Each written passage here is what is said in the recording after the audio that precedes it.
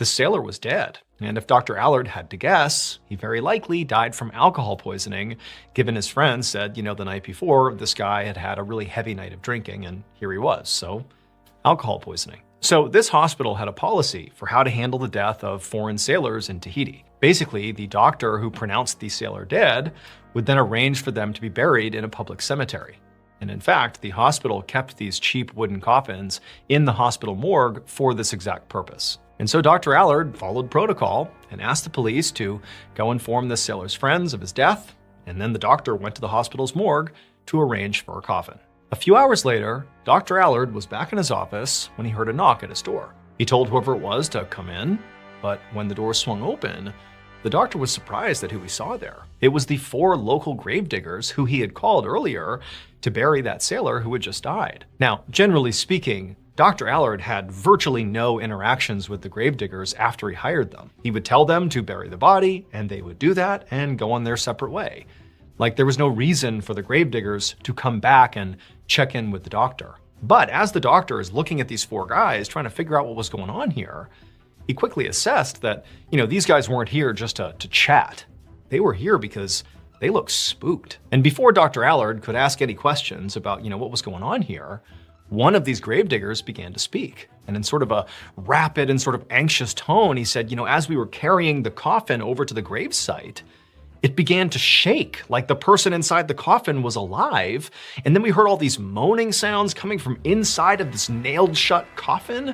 And we all got so panicked that we just dropped the coffin and we ran here to tell you. Now, Dr. Allard was pretty surprised by what he was hearing, but he's also thinking that, when he hired these 4 gravediggers, they were at a local pub and they were drinking. And so he's thinking to himself, maybe something strange happened, with this coffin, or much more likely, these 4 guys are drunk. And that what they've sort of said here is just some figment of their imagination, that they're not professional, they're just drunk guys who are coming here screwing up my day. And so sort of annoyed, Dr. Allard's like, hey, I'm telling you, that guy is dead, okay? This isn't a ghost scenario, but if you're so worried about it, why don't you go get a police officer, have them come over and inspect the coffin, make sure the person is really dead in there, and then once they confirm that, please do your job and bury this guy. And so the gravediggers, they kind of, look down sort of awkwardly and they're like, okay, we'll go do that. Then they turned and they left. And then Dr. Allard got back to work. And then a few hours later, Dr. Allard heard another knock on his door. And this time when the door opened, it was a police officer. And it was actually the officer that the 4 gravediggers had gone and found at Dr. Allard's suggestion. And he had gone over, checked the coffin, and the coffin wasn't moving, it wasn't making any weird sounds, it was sealed shut, there was nothing going on. And so the officer eventually instructed the gravediggers, to go ahead and bury it, there's nothing going on here. And so the gravediggers had, at that point, buried the coffin, and that had been that. And so the officer was here just to tell Dr. Allard that, hey, it's all good, he's buried, we can move on. About a week later, Dr. Allard had basically forgotten about this whole snafu around the coffin and whatever was going on with it. He was sort of on to the next thing, and he was out like he normally was at night to go for a walk. And the area that he liked to walk in the most was actually the cemetery. Not because he had some sort of morbid obsession, but because, it was often, vacant. There was nobody there. And so it was a peaceful place to go walking. And so, he's strolling through the cemetery like usual, and he's not seeing anybody like usual. But as it began to get dark, he was walking down this one row of headstones, and he looked up ahead, and he could have sworn he saw somebody standing behind a tree with their body sort of half out of the tree, half behind the tree, sort of half obscured. And he stopped, and he's looking, and the whole thing just sort of felt off. Like, what is this person doing? Is that a person? Like, what's going on here? And so he's staring, and as he's looking, sure enough, this dark silhouette steps out from behind this tree. And the way they stepped out, it was like they stepped out, turned, and faced Dr. Allard, and just stood there, clearly looking right at Dr. Allard. But they're pretty far away from Dr. Allard, like there's a good distance between them. But immediately, Dr. Allard felt threatened by this person, or whatever it was. He didn't even know if it was a person. He couldn't tell if it was his mind playing tricks on him or not. He's just staring at this thing that looked like it was looking at him. And so Dr. Allard instinctively, who's now feeling a little bit frightened, turned and just started walking away, like he was done walking in the cemetery for the night. And so he turns and he starts walking, but then it's like the hairs on the back of his neck stood up. He just felt like this person, whoever it is, they're still watching me. And so he stopped after just a couple of steps and he turned back around. And now this figure is clearly marching directly towards Dr. Allard. They're almost running. They're walking real fast right towards Dr. Allard. And so now Dr. Allard's terrified. He knows there's something happening here. Why would this person be doing this? Like, is it a person? Like, what's happening here? And so Dr. Allard, he turns and starts to run. And as he's running, he hears this horrible high-pitched scream echo across the entire cemetery. And then he looks back one last time and he sees the face of this figure, this person charging towards him. And it's the same guy who died a week ago, the same sailor that he buried, the one who presumably was moving around in the coffin the gravediggers were so scared of. It was him, and he jumped on Dr. Allard and began throttling him, and Dr. Allard's on the ground staring at this ghastly face. This scream is coming out of him. He had no idea what was going on, and then Dr. Allard just blacked out. A few minutes later, Dr. Allard came to, and he sat up suddenly, and he's looking around, and there's nobody there. It's just a dark, vacant cemetery. No sign of the dead sailor's ghost or whatever, or whoever it was. They're gone. And Dr. Allard's just sitting there, his heart's racing still, and he's telling himself, like, did that even just happen? Like, it felt so real. His neck was sore from, what he felt was this guy, this thing attacking him. But at the same time, he was so sure that the face that he had seen on this person was the dead sailor's face. But how could that be? He's dead. He's buried. How could that be? And so ultimately, Dr. Allard, he got up and he hustled back to his house. But over the coming weeks, Dr. Allard sort of spiraled into madness.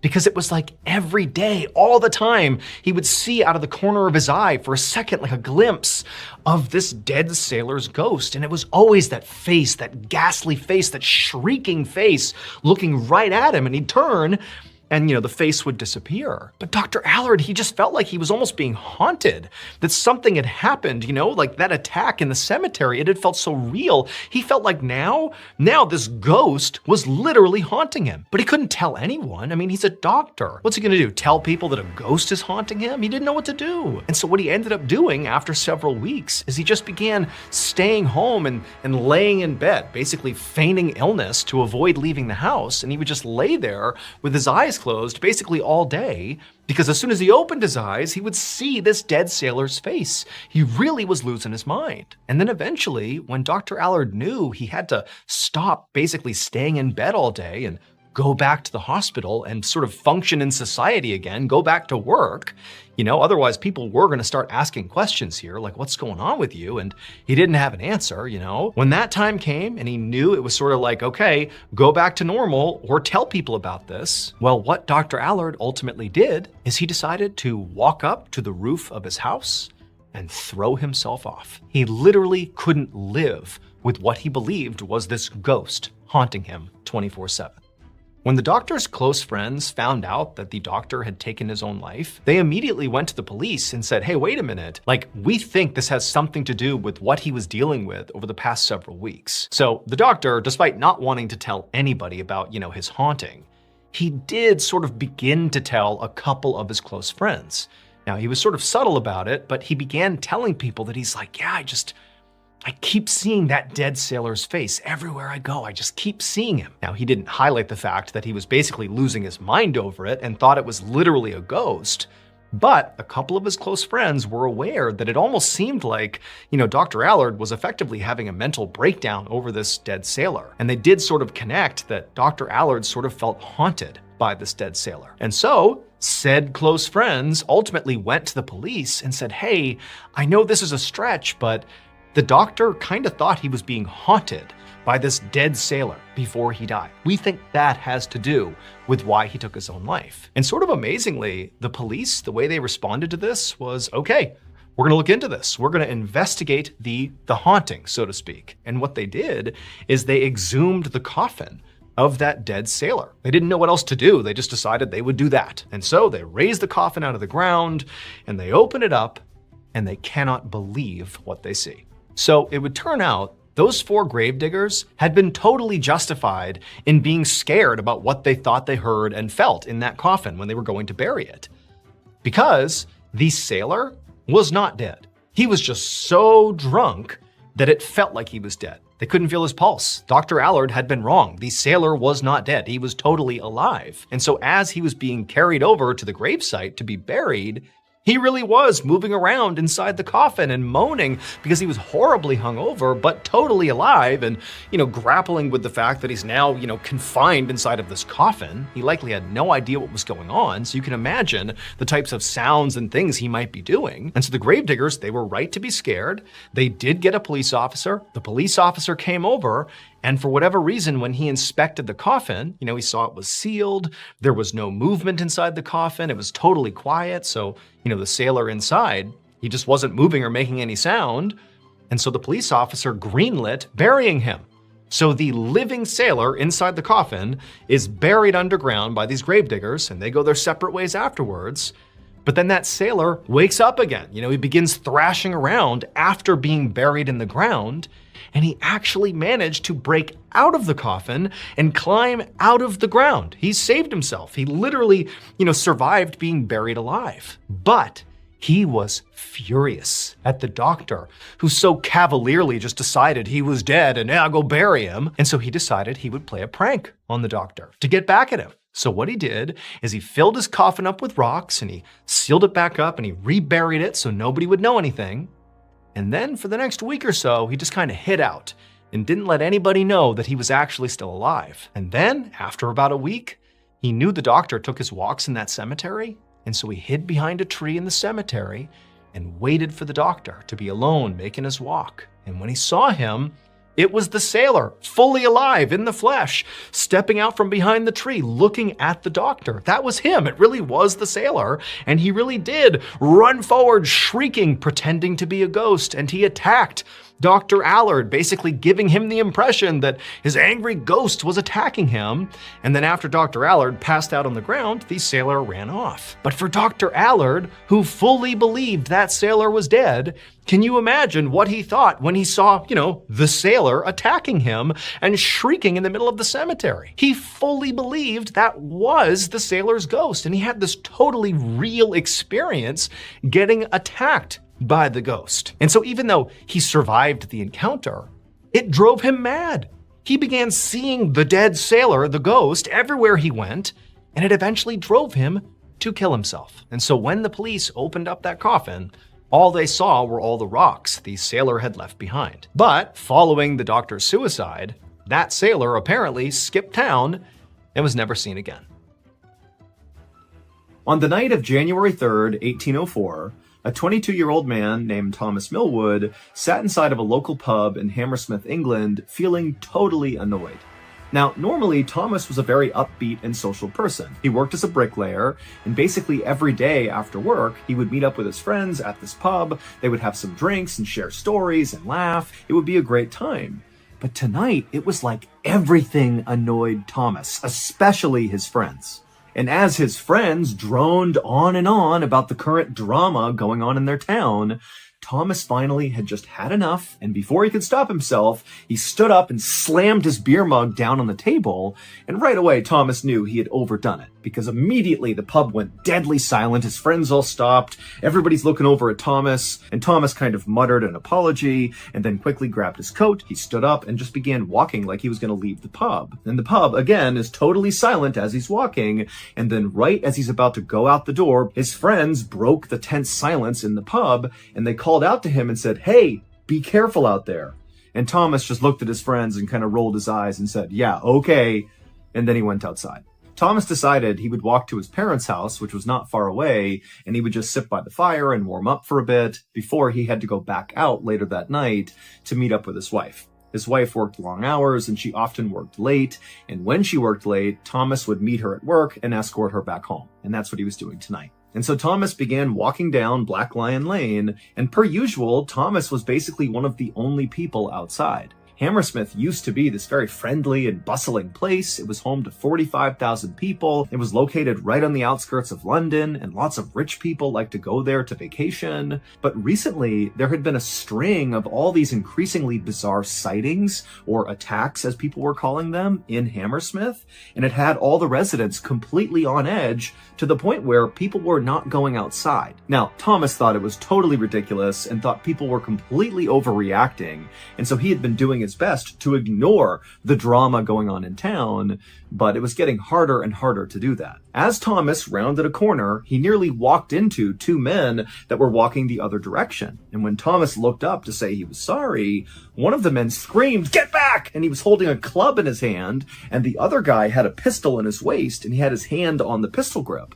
Thomas instinctively threw his hands up to show he was not a threat, at which point the man lowered his club, and the other guy took his hand off his pistol, and one of them said to Thomas, "Hey, it's dangerous to be out here alone. You should not be out here by yourself." And then before Thomas could say anything to them, they quickly walked past him and disappeared around the corner. By now, Thomas was only a few houses away from his parents' house, and so he just kind of brushed off the incident and sped walked his way to his parents' house, kind of cursing the two men under his breath for their ridiculous warning about how dangerous it was out here. A minute later, Thomas arrived at his parents' house, and he walked up to the door, and normally his parents would keep the door unlocked. But when he tried it, it was locked, and then a second later, he heard his sister, Anne, inside the house coming to the door, and she called out through the door, "Who's there?"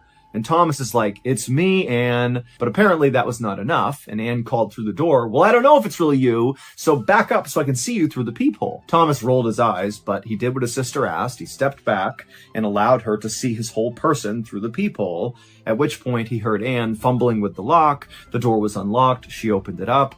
Thomas stepped inside, and his sister immediately shut and locked the door behind him. And her first question to Thomas was, "Well, did you see it?" Thomas immediately wished he had not come to his parents' house to avoid talking about this stupid topic, but he realized that if he had gone back to his house, he likely would have gotten the same question from his mother-in-law, who lived with him and his wife. Because actually, it didn't really seem to matter where you went in Hammersmith or who you talked to, because the conversation was always going to be the same. It was going to be about these attacks, because the people of Hammersmith were absolutely convinced these attacks were being committed by a ghost. It all started about 2 months earlier when somebody spotted this mysterious figure lurking in the church cemetery.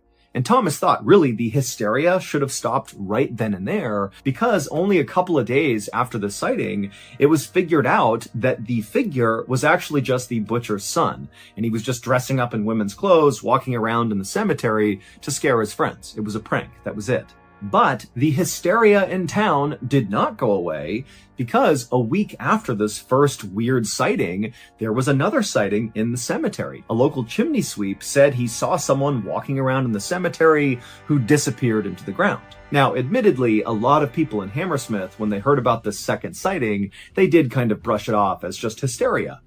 But it was after this second sighting that the so-called attacks began in town. Late one night, a local resident was walking past the cemetery when something came up behind them and began choking them, and this resident was able to break free and run away to safety, but they turned and got a look at whatever was attacking them, and they described it as a phantom. Shortly after that, a local carriage driver was going past the cemetery when they got out for some reason, and then this creature with horns on its head came charging out and confronted the carriage driver, who apparently just turned and ran away, abandoning his 8 horses and 16 passengers. And so by late December, there had been so many more of these strange attacks and weird sightings in town that basically everybody in Hammersmith, save for basically Thomas, was totally gripped by fear. And as terror kind of spread across town, Thomas had attempted to convince his wife and mother-in-law and his family that there was just no way this was a real ghost. This is people's paranoia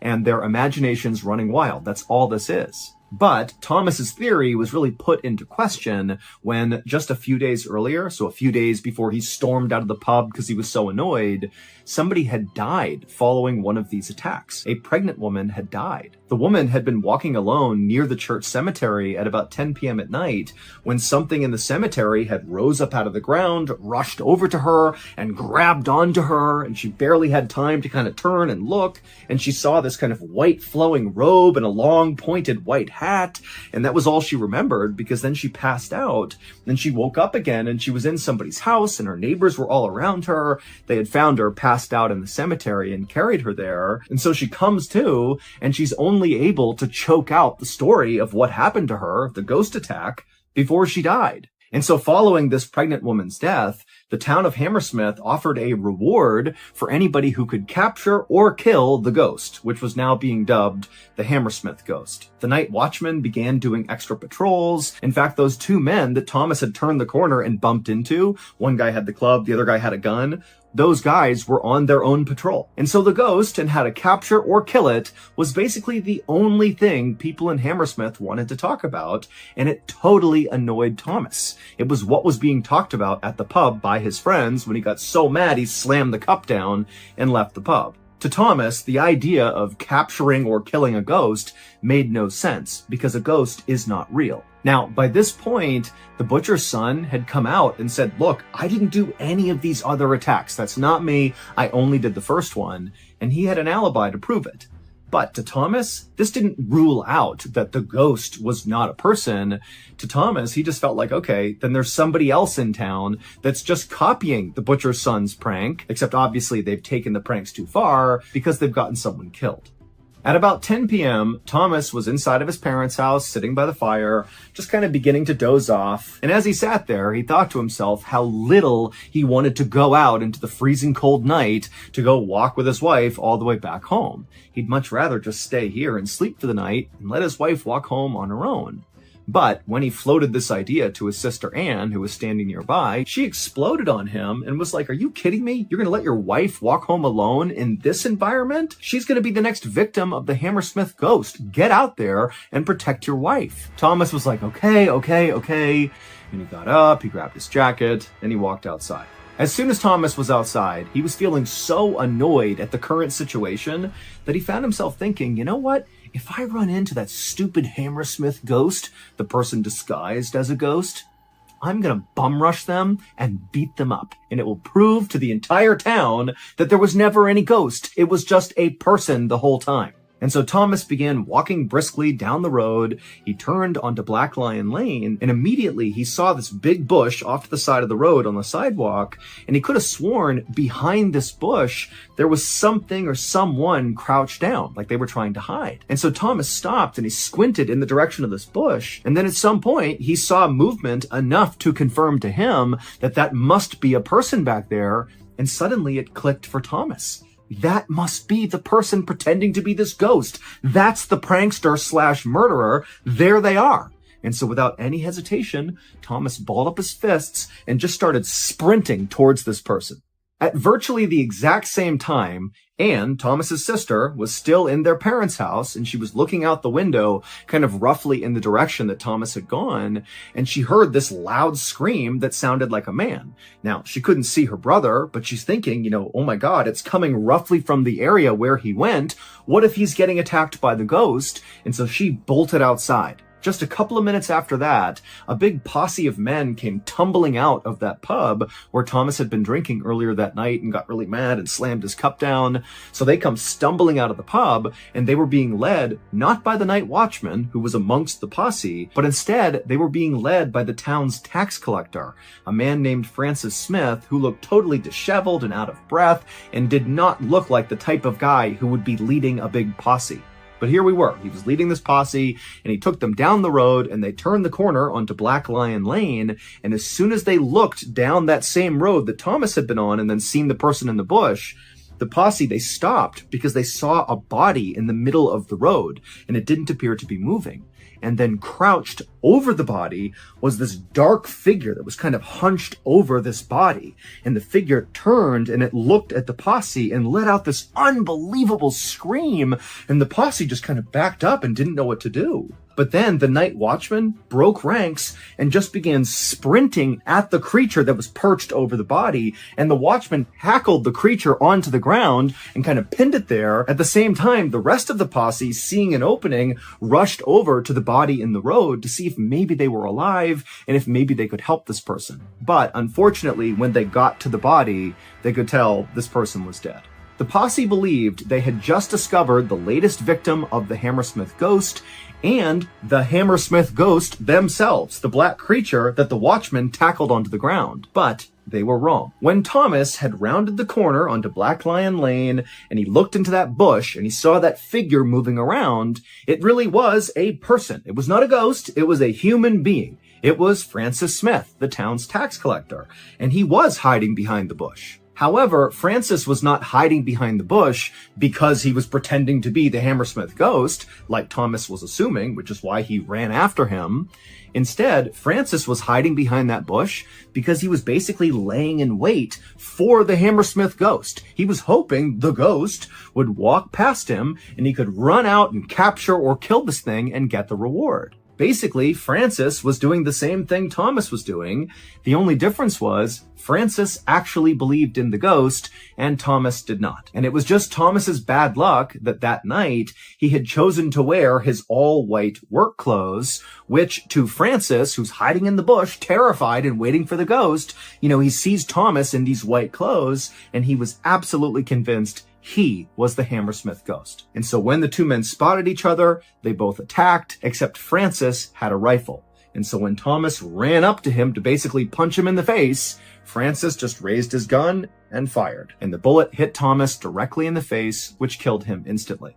But after shooting and killing Thomas, Francis had no idea that it was a real person. He was so jacked up on adrenaline that he did think he shot the ghost, but didn't know if the ghost was actually dead or not, and he didn't want to be alone when he checked, so he just turned and ran to the pub, gathered up the posse, and said, "Hey, I got the ghost, come on!" And they all ran back to Black Lion Lane, and when they got there, Thomas's sister, Anne, who heard that scream, she had made it to her brother's body, and she was the creature crouched over him, screaming out of grief. That's all she was doing. She had just found her dead brother and was reacting to it when the watchman tackled her to the ground.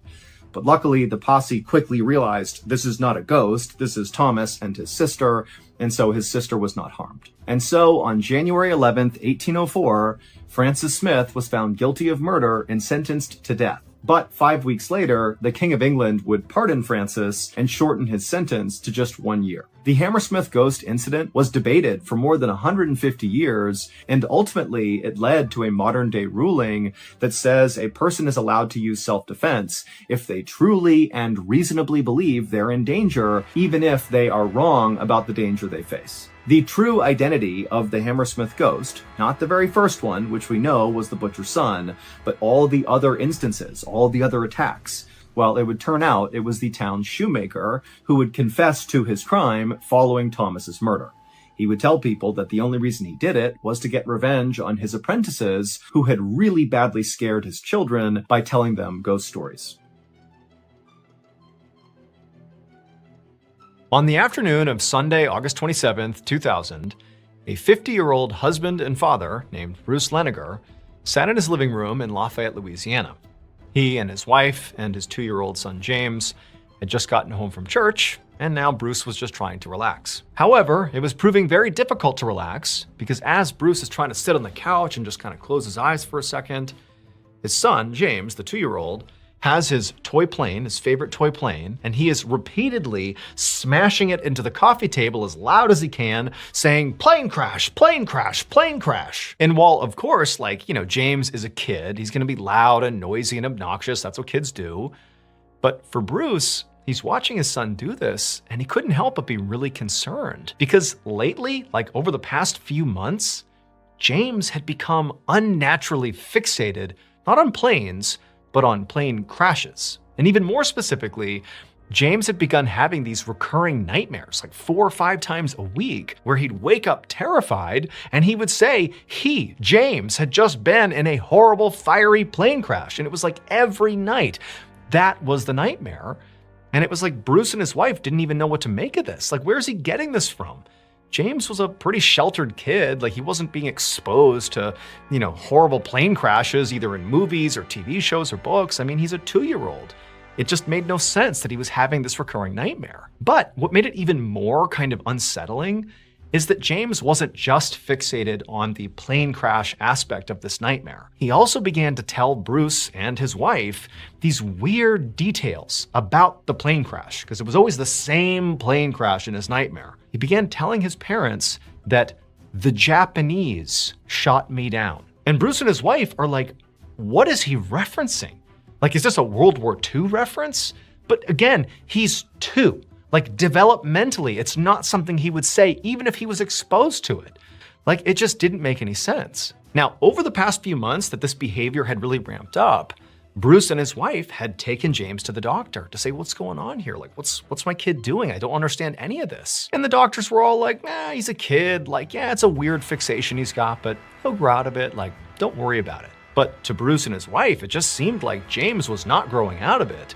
He was just getting more and more fixated as time went on. And so as Bruce is sitting there on the couch watching James for the millionth time smash his toy plane into the coffee table and pretend it was this plane crash he couldn't stop thinking about, Bruce decided he had to do something about this. And so over the next couple of months, Bruce, instead of trying to figure out what was wrong with James that was causing him to fixate on this plane crash, instead of doing that, he began sort of like leaning in and asking James to give him more information about whatever he was seeing in his nightmare. Like, give me all the specifics you can possibly recall. And James would eventually let on that it wasn't just the Japanese that shot him down, it was the Japanese military. And also, the type of plane that James was flying in apparently was a Corsair plane. Bruce had never heard of that before, and again, he's looking at his 2-year-old son thinking, how do you even know what a Corsair plane is? But nonetheless, that's what James said. And so Bruce doesn't know what to do with this information, but again, he's just trying to learn. And so in November of that year, Bruce found himself sitting in the living room, and he had this World War II coffee table book that he had actually purchased for his father, but he hadn't given it to him yet. And he saw James, playing with his plane, smashing it into the coffee table. And Bruce, he grabs this coffee table book full of pictures of pilots and combat and war, and he flips to pictures of pilots from World War II. Because now, Bruce is thinking, maybe my son somehow is imagining a scene from World War II. A pilot has crashed in World War II, the Japanese military shot them down, I don't know. No idea how he got this image, but that could be what he's thinking about. And so he's like, well, maybe I'll just start looking at pictures from World War II of pilots, and maybe somehow or another James will look at this and something will click for him. Bruce really didn't know what he was trying to get out of this, but either way, he called James over and he shows him this book. And he's like, James, do you recognize any of these planes? Like, are any of these planes the Corsair plane that you flew, in your dream? Is any of this stuff sort of lining up with your dream? Again, he's talking to a 2-year-old, but the 2-year-old sort of got it. James looked at the pages, but nothing clicked. James sort of reached down and was just kind of flipping through all the pages, and there was nothing. There was no connection with James. But towards the end of the coffee table book, where Bruce is thinking, like, what am I even doing here? I'm like prompting my 2-year-old to research World War II with me. Like, what is this? What is going on here? But as James is flipping the pages, he suddenly stops and he points at one of the pages and he says to his dad, that's where I was shot down. And he's pointing at the Battle of Iwo Jima. And so Bruce, again, he doesn't really know what he's trying to accomplish here, but, clearly his son has pointed out this particular fact that's sort of roughly tied in with the other things he's brought up. He's had this dream about being a pilot who crashes because the Japanese military shot him down. He's highlighting a battle in Japan during World War II where, the Allies were fighting the Axis powers and the Japanese, could have been shooting somebody down. So it sort of made sense. Okay, fine.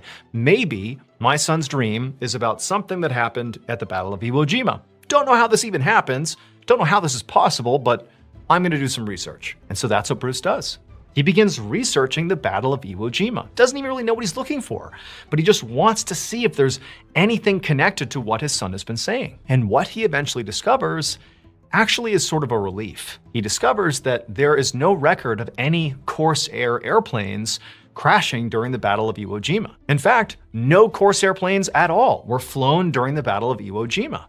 And his son James had been saying specifically, I flew a Corsair plane. Like that was the plane that crashed. And so he's thinking, okay, there's a hole in my son's story. Like he clearly must have latched on to some event somehow. Somebody said it to him, he heard it, whatever it is. And in his 2-year-old mind, he sort of warped it and that's what he believes happened, but it's not real. Like he's not actually recalling something that happened in the Battle of Iwo Jima. Like this is just, a false memory or something. However, Bruce was unable to definitively find the names of pilots who actually flew in the Battle of Iwo Jima. He wanted to find if there was any pilots named James who potentially crashed, during that battle, but he just couldn't find the information. Maybe it existed somewhere, but he couldn't find it. And so Bruce had this idea to get in touch with this old veterans group. all these old guys who had served in the Battle of Iwo Jima that were still alive. They were based out in San Diego, and they got together periodically and just sort of had social hours and stuff like that. And Bruce, he goes out to San Diego, and under false pretenses, he basically tells the group that he's shooting a documentary about the Battle of Iwo Jima, and he needs some information, about certain pilots that flew during the battle. He goes out there, and he goes to one of their social events, and he begins asking around, asking if anybody knew about any pilots named James who were shot down during the Battle of Iwo Jima. And basically all the men he talked to directed him to go talk to the group's historian, this one guy who kind of had all the information about what had happened during this battle. And so Bruce goes over to this guy and he starts asking him questions about, any pilots that, were shot down during the battle, do you know? And the historian, he tells Bruce that, during that battle, virtually no planes were shot down. However, there was one plane that was shot down.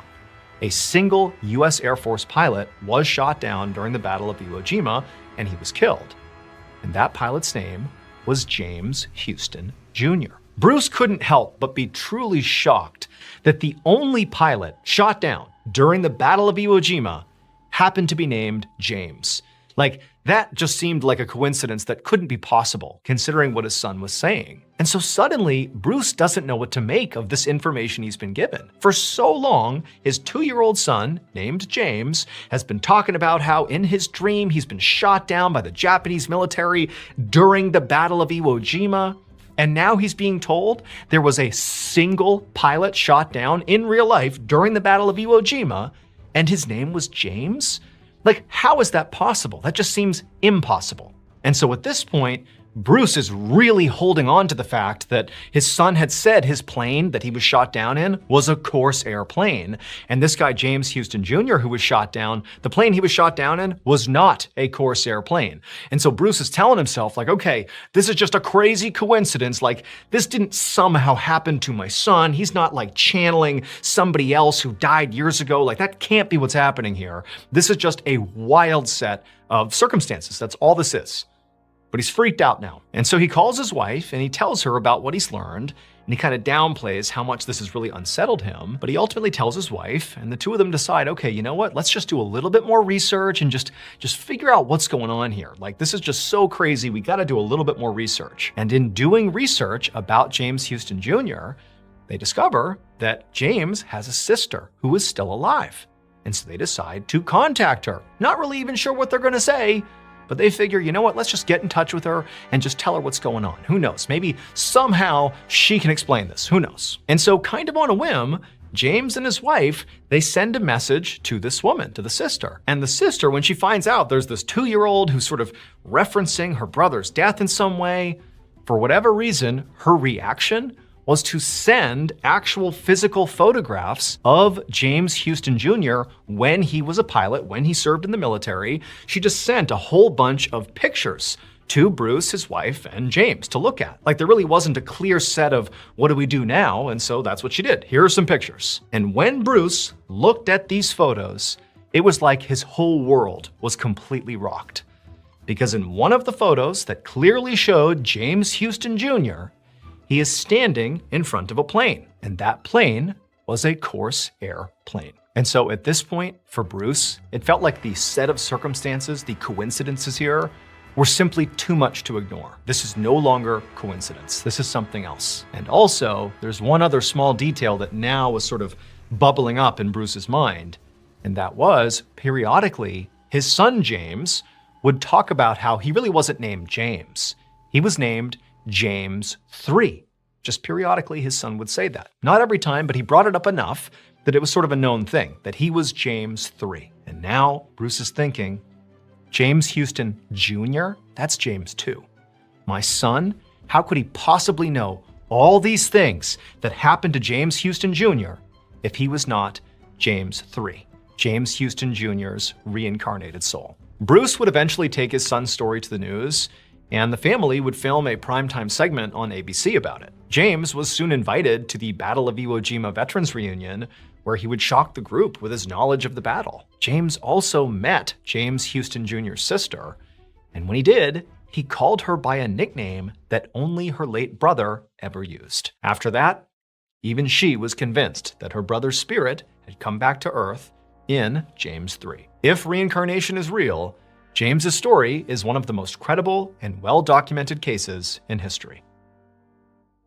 On the afternoon of January 5th, 1909, a 56-year-old reverend named John Carmichael kissed his wife and kids goodbye and then stepped out of his cottage into the cold and wrapped his cloak around his black suit, and then he hopped on his horse and he galloped out onto the road. Reverend Carmichael lived in a rural part of Michigan, and on this day, he was making his way to another town about 9 miles away called Columbus, where he was going to host this big religious revival. Basically, he was going to hold this big sermon and try to get new people to join his church. And so as the Reverend galloped his way down the road, he saw all these kids outside having snowball fights and making snowmen, and it was just really nice. But also, in virtue of being the Reverend, basically everybody in town knew him, and so either the kids wanted to say hi to him or their parents did.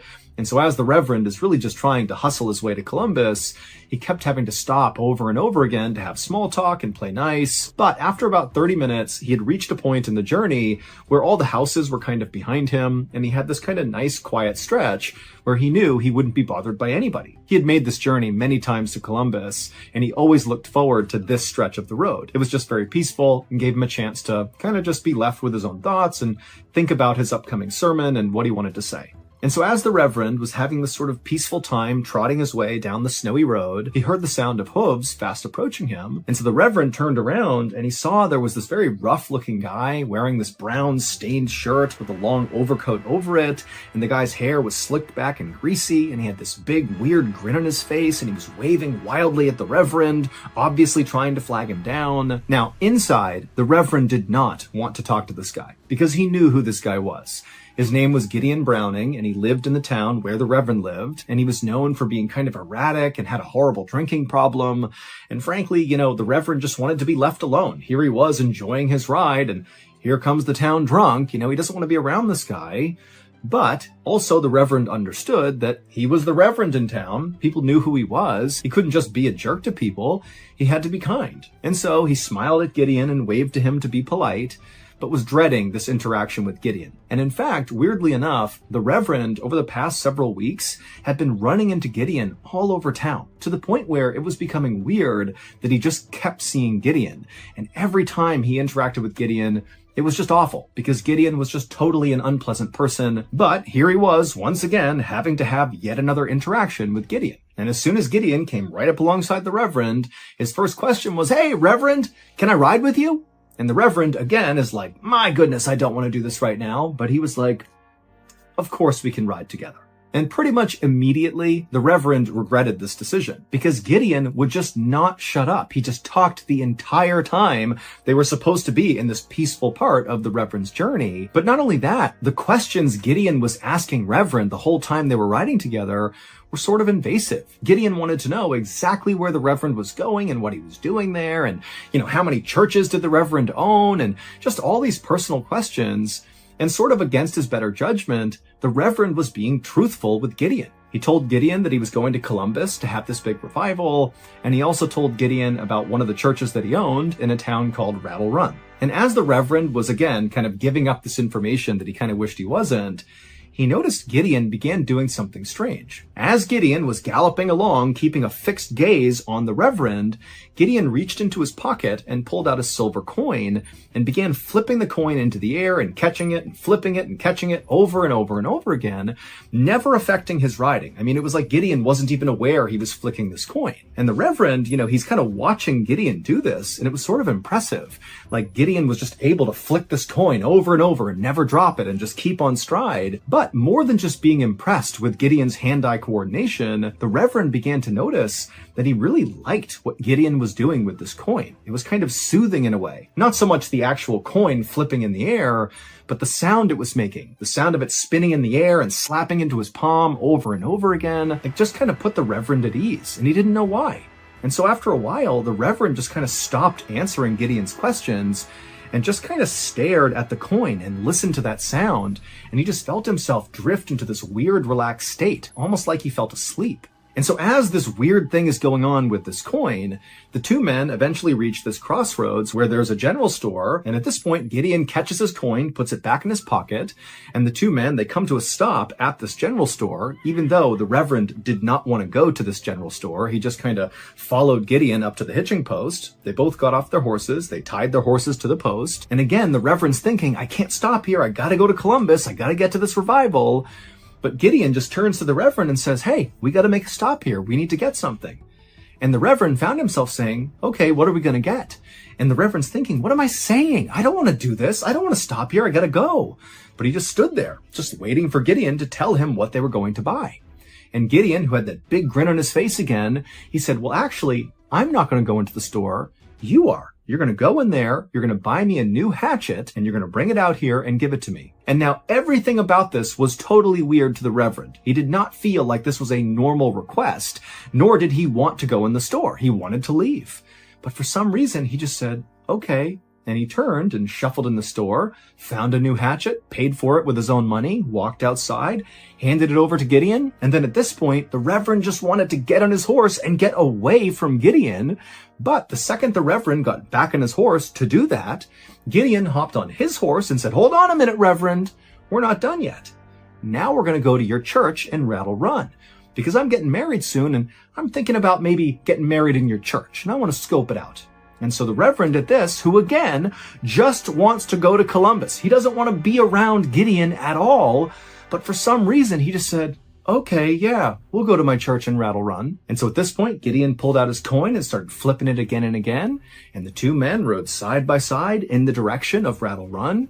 And the whole time, the Reverend's thinking, what am I doing? Why are we doing this? And also, in addition to just brain fog and confusion, the Reverend also realized that Gideon was clearly lying to him because he knew Gideon was married. So what's he talking about needing to scope out his church to see about potentially getting married there? That didn't make sense. Like, why was Gideon actually wanting to go to his church? The Reverend didn't know, but he was really starting to feel scared. But again, he just couldn't stop agreeing to the things Gideon wanted to do. And so the two men galloped their way to Rattle Run. The whole time Gideon's flipping that coin and staring at the Reverend, and the Reverend's just totally transfixed on the coin. And then they get to the church. Gideon puts the coin in his pocket. The two men hitch their horses to the post outside. They go up to the front door. The Reverend unlocks it. They go inside. And sort of automatically, the Reverend walked to the back of the church and he lit the stove. And then as he was walking back towards the front, where Gideon was still standing right in front of the doorway, Gideon suddenly told the Reverend to stop where he was. And so the Reverend stopped in the middle of the church, and he's just looking at Gideon, who's got that coin back out, and he's flipping it up and down again. And at this point, the Reverend just looks at Gideon and says, well, do you want to look around? And Gideon, who's flipping that coin up and down, just says, no, I don't need to look around. There is no wedding. Hey, Reverend, go ahead and lift up your left arm. And at this point, the Reverend is terrified, he's confused, and his left arm just suddenly raised up into the air. He had no control over it. And then a second later, Gideon says, hey, go ahead and raise your other arm. And so the Reverend, who's still got his left arm out to one side, felt his right arm come up to the other side. And so at this point, the Reverend's just standing there with his arms out to the side. And it was at this point that the Reverend understood what was going on.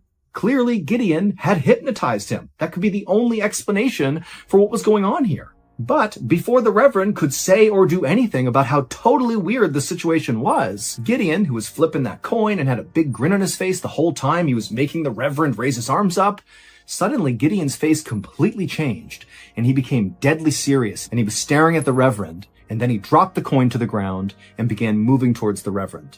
The following day, around noon, the caretaker for Reverend Carmichael's Rattle Run Church made his way to that church to check in on the building. He knew Reverend Carmichael was going to be in Columbus for a few days, and so he just wanted to make sure, nothing was out of the ordinary. And as this caretaker galloped up to this small white steepled church, he noticed right away there was a column of smoke coming up out of the chimney. Clearly, there was a fire lit inside of the church. And the caretaker's thinking, that doesn't make any sense. The Reverend is not supposed to be here, so who could possibly be in the church right now? And then after the caretaker got up to the front door, he was about to put his key in the lock when he discovered the door was already unlocked. And so instinctively, he put his hand on his pistol on his hip, and then he grabbed the handle and he flung the door open. And when he looked inside the church, he just froze, because the entire interior of the church was drenched in blood. There was blood on the pews, the walls, on the altar, and then also amongst all this blood, the caretaker also noticed there were little pieces of ripped up fabric all over the place, and he saw one of them had a unique button sewn into it, a button he recognized as belonging on Reverend Carmichael's suit. And so the caretaker is horrified. He's looking around. He doesn't see anybody, but he sees there's a drag trail right down the center aisle all the way up to the altar, and it curves around to the right out of view. Now, the caretaker wanted to turn and run away, but he was worried that maybe Reverend Carmichael was in here somewhere and was maybe still alive and he could help him. And so the caretaker felt like it was his responsibility to investigate. And so he drew his pistol and he began walking down this bloody aisle, kind of looking around for any sign of anybody inside the church, but it was deadly silent. And he eventually got about halfway down the aisle when he spotted a silver coin sitting in the middle of the aisle covered in blood. And he kept on walking to where the blood trail turned around the pew, and it led right up to that stove that was obviously still smoldering, and the door to the stove was shut. So the caretaker couldn't see what was inside of it. And so the caretaker just walked up to the stove, and after looking around one more time to make sure nobody else was in here, he opened up the stove, and inside the stove was a human skull. News of Reverend Carmichael's horrific murder very quickly spread all around town and beyond just that town. I mean, this was all over the place. And within 24 hours, there was this huge police investigation that was launched to try to figure out who killed him. And very quickly, the police in Rattle Run spoke to the sheriff of the town where the Reverend lived, and they learned that on the same day that Reverend Carmichael had left to go to Columbus and then obviously was killed inside of his church, well, on that same day, a man named Gideon Browning had this really big blow-up public fight in town, same town as Reverend Carmichael, with his brother-in-law. And this fight was so explosive, lots of people saw it and heard it, and people said after this big fight with his brother-in-law, Gideon had hopped on his horse and rode off angrily. And the kids in that town who were outside that day having snowball fights and building snowmen, they would say that they saw Reverend Carmichael traveling down this road because he talked to all the kids and their parents. And not long after Reverend Carmichael had kind of disappeared down the road, they also reported seeing Gideon Browning coming down the same road, heading in the same direction as Reverend Carmichael. And after that, nobody had seen Gideon since. And so very quickly, Gideon became the number one suspect in this murder. And basically the thought was, Gideon was so angry from this fight with his brother-in-law that he must have just taken out his anger on the Reverend. Basically, the Reverend was in the wrong place at the wrong time and got killed. Now, the police knew this was a flimsy theory at best, but Gideon had a reputation for being totally erratic and a total drunk. And so it kind of fit with who he was, that this was something maybe he would do. And so within 24 hours of the murder, there was this huge multi-statewide manhunt for Gideon. 3 days later, and 500 miles away from the town of Rattle Run, in a city in Illinois, a man opened the door to a boarding house and stepped inside. And the owner of the boarding house, her name was Miranda Hughes, she was sitting behind the front desk, and when she looked up and saw this man, she had to stifle a gasp, because this man looked absolutely horrible. He was wearing this really dark stained brown shirt with a long overcoat over it. He was shivering and skinny and pale and just looked like he was about to die, basically. But the man just walked up to her and said his name was John Elder and he wanted to rent a room. Now, Miranda, for a second, thought about refusing this guy service, just because, honestly, he kind of frightened her. But then again, Miranda thought, you know what? A lot of my guests are pretty rough these days, and this guy's got money and he wants a room, so there you go. I'll give him a room. So she brought him upstairs to a room on the second floor. She opened it up. John stepped inside, and Miranda, as a courtesy, said, hey, do you want me to make you some food? And John, without even turning around, just says, no, I'm fasting, and then he shut the door in her face. For the rest of the weekend, despite what John told Miranda, Miranda would come up to his room and leave food outside of his door at every mealtime. It was something she did for her guests. But John never came out to get the food. And for a little while, Miranda was actually kind of concerned about this guy, considering how terrible he looked. And, now he's fasting. That didn't seem healthy.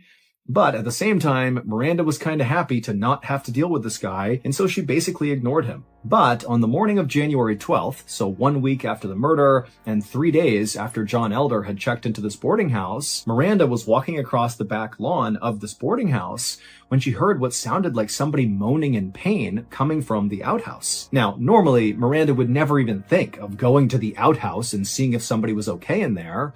But the sound this person was making sounded so obviously like they were in pain that she just couldn't help herself. And so Miranda ran to the door of this outhouse and she yelled inside, "Hey, are you okay in there?"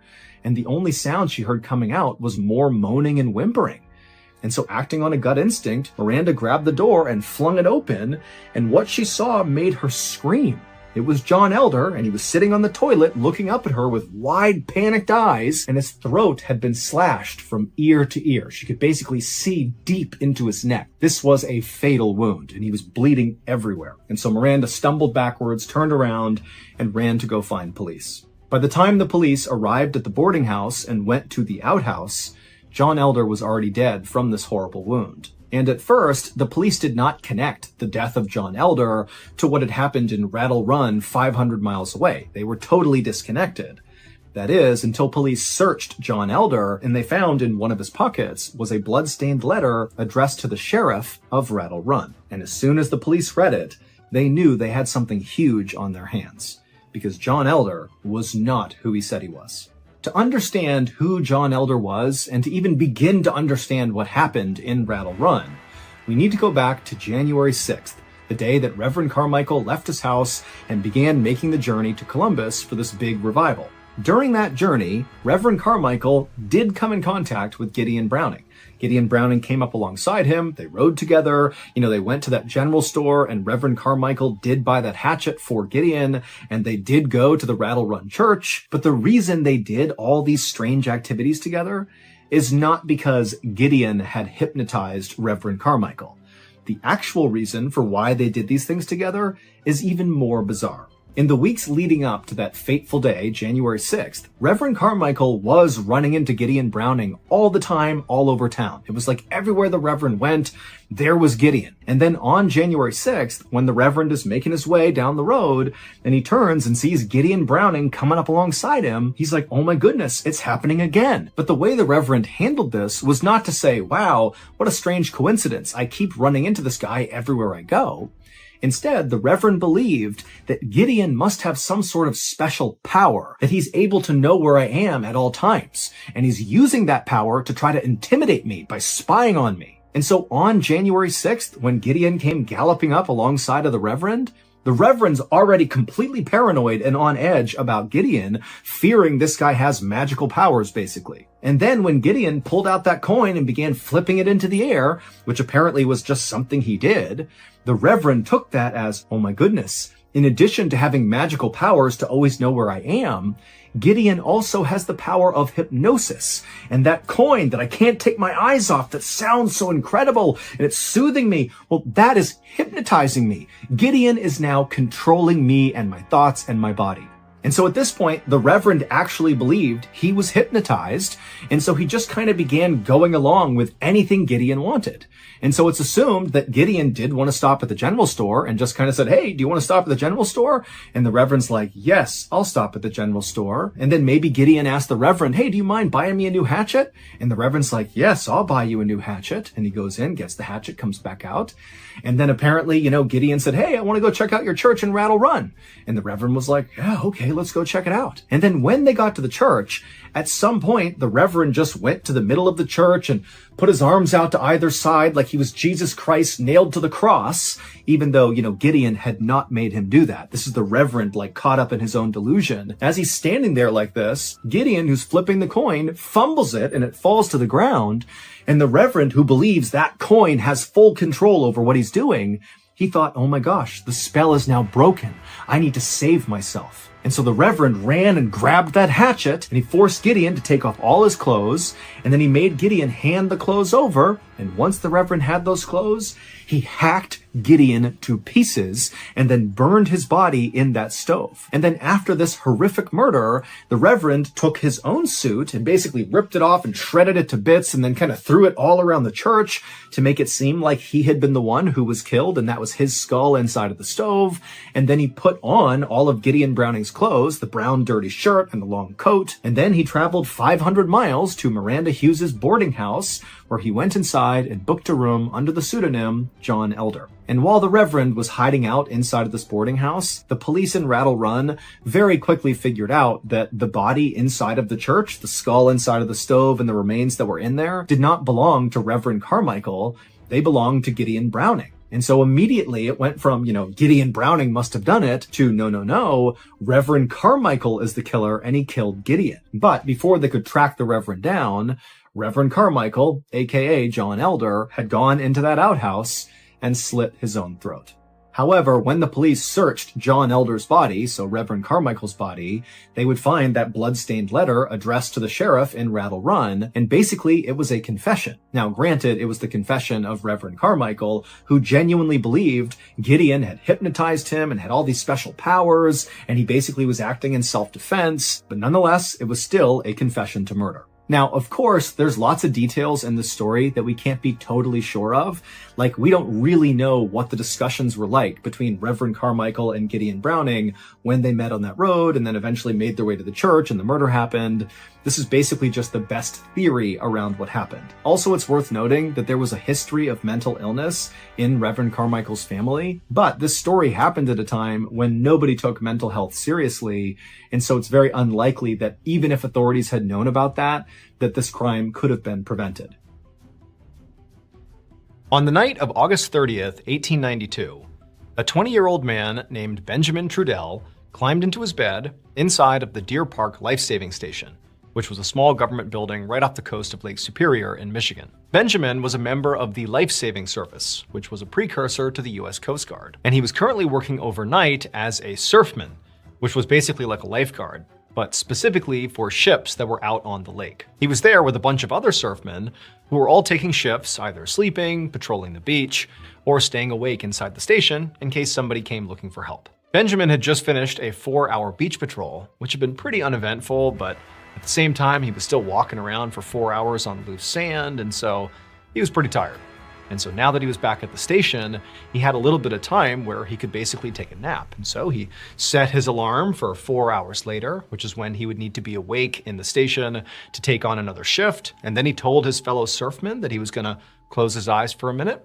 And then he climbed into bed and fell asleep. A few hours later, though, Ben shot up in bed and began frantically looking around the room. He was covered in sweat, his heart was racing, and after a second, he realized that, he's okay. He's in the station, he's safe, and what had just happened to him was just a dream. He had had a terrifying nightmare, but it had felt so real that it really took him a second to, understand that that's all it had been, just a dream.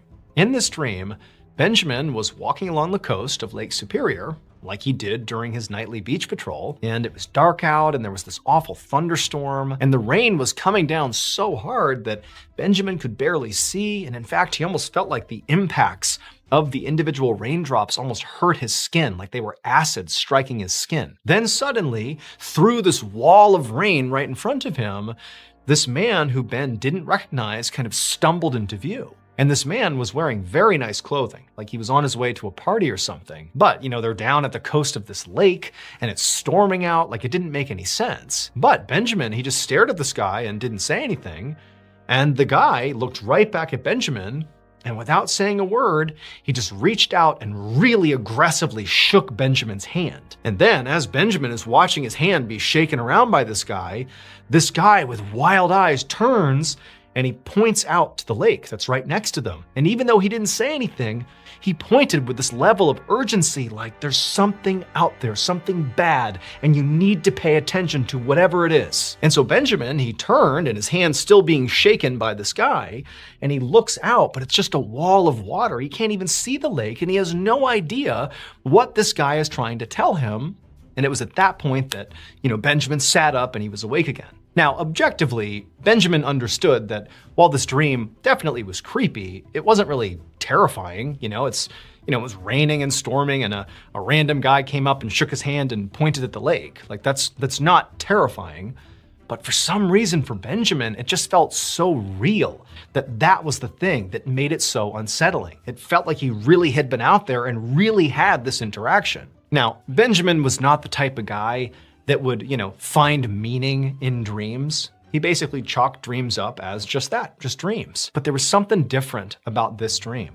He felt almost intuitively like what had just happened in his dream was a warning. That man, whoever he was telling Benjamin something, and it had to do with the lake, but he didn't know what it was. But as Benjamin thought about this, he knew how sort of crazy that sounded.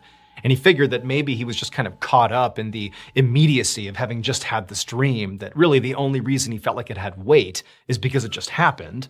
And so maybe if he just went outside and got some fresh air and let some time pass, that he would, let this dream fade into the ether and he'd go back to normal life. And sure enough, when he got outside and got some fresh air, he did feel better. But he did still feel like that dream meant something. And so he just walked down to the coast of Lake Superior, where he was in his dream, to the other surfmen who were down there doing their own patrol. And there, there was nothing unusual happening. The lake, it was so calm. And Benjamin, he went up to one of the surfmen and just kind of told them about this dream. And he was almost joking about it. He's like, yeah, it felt so real that I almost feel like it was a warning of some kind. But yeah, it's just a dream. And the other surfmen who were listening just were like, yeah, that's crazy. Crazy dream, huh? And that was it. The following day, around noon, Benjamin and his fellow surfmen were hanging out inside the life-saving station when all of a sudden, this guy comes stumbling into the station and he looked awful. He was soaking wet, he was covered in all these cuts and bruises, and he was visibly shaking so much that it almost looked like he was about to collapse right there onto the floor. Benjamin immediately asked the guy, hey, what's going on? What's brought you here? What's happening? And the man, who clearly was struggling to just breathe at this point, sort of composed himself and just said, I was out on the lake last night on a ship that sunk. And as soon as he said that, Benjamin was in total disbelief, because if a ship sunk on Lake Superior, the life-saving service that Benjamin was a part of was supposed to know, because they patrolled the lake and tracked the vessels out on the water. So it seems sort of impossible that a ship could sink and his crew, the surfmen, would somehow not even know about it. And then, at the same time Benjamin is thinking this, he couldn't help but go back to that dream he had had. It had happened last night, and it just seemed like this guy was warning Benjamin about something out on the lake. It just seemed way too coincidental that this guy's here the next day talking about a shipwreck out on the lake around the same time frame. The survivor of this shipwreck explained that the ship had been really far out on the lake, probably too far away from shore for them to even see. And he said that he and several other people had made it onto a lifeboat, but the boat had capsized. And he had spent hours and hours swimming to shore, and he had just gotten here, and that's why he'd come in, and he was soaking wet and so tired because he had just swam all night. And he said he didn't know about any of the other survivors or if there were any other survivors. All he knew is that he was here and he has no idea what else happened. And so Benjamin and the other surfmen immediately gave this man a blanket and some food and some water, and then they quickly sent out a fleet of boats to go search the lake to hopefully find other victims of the shipwreck. That evening and all through the night,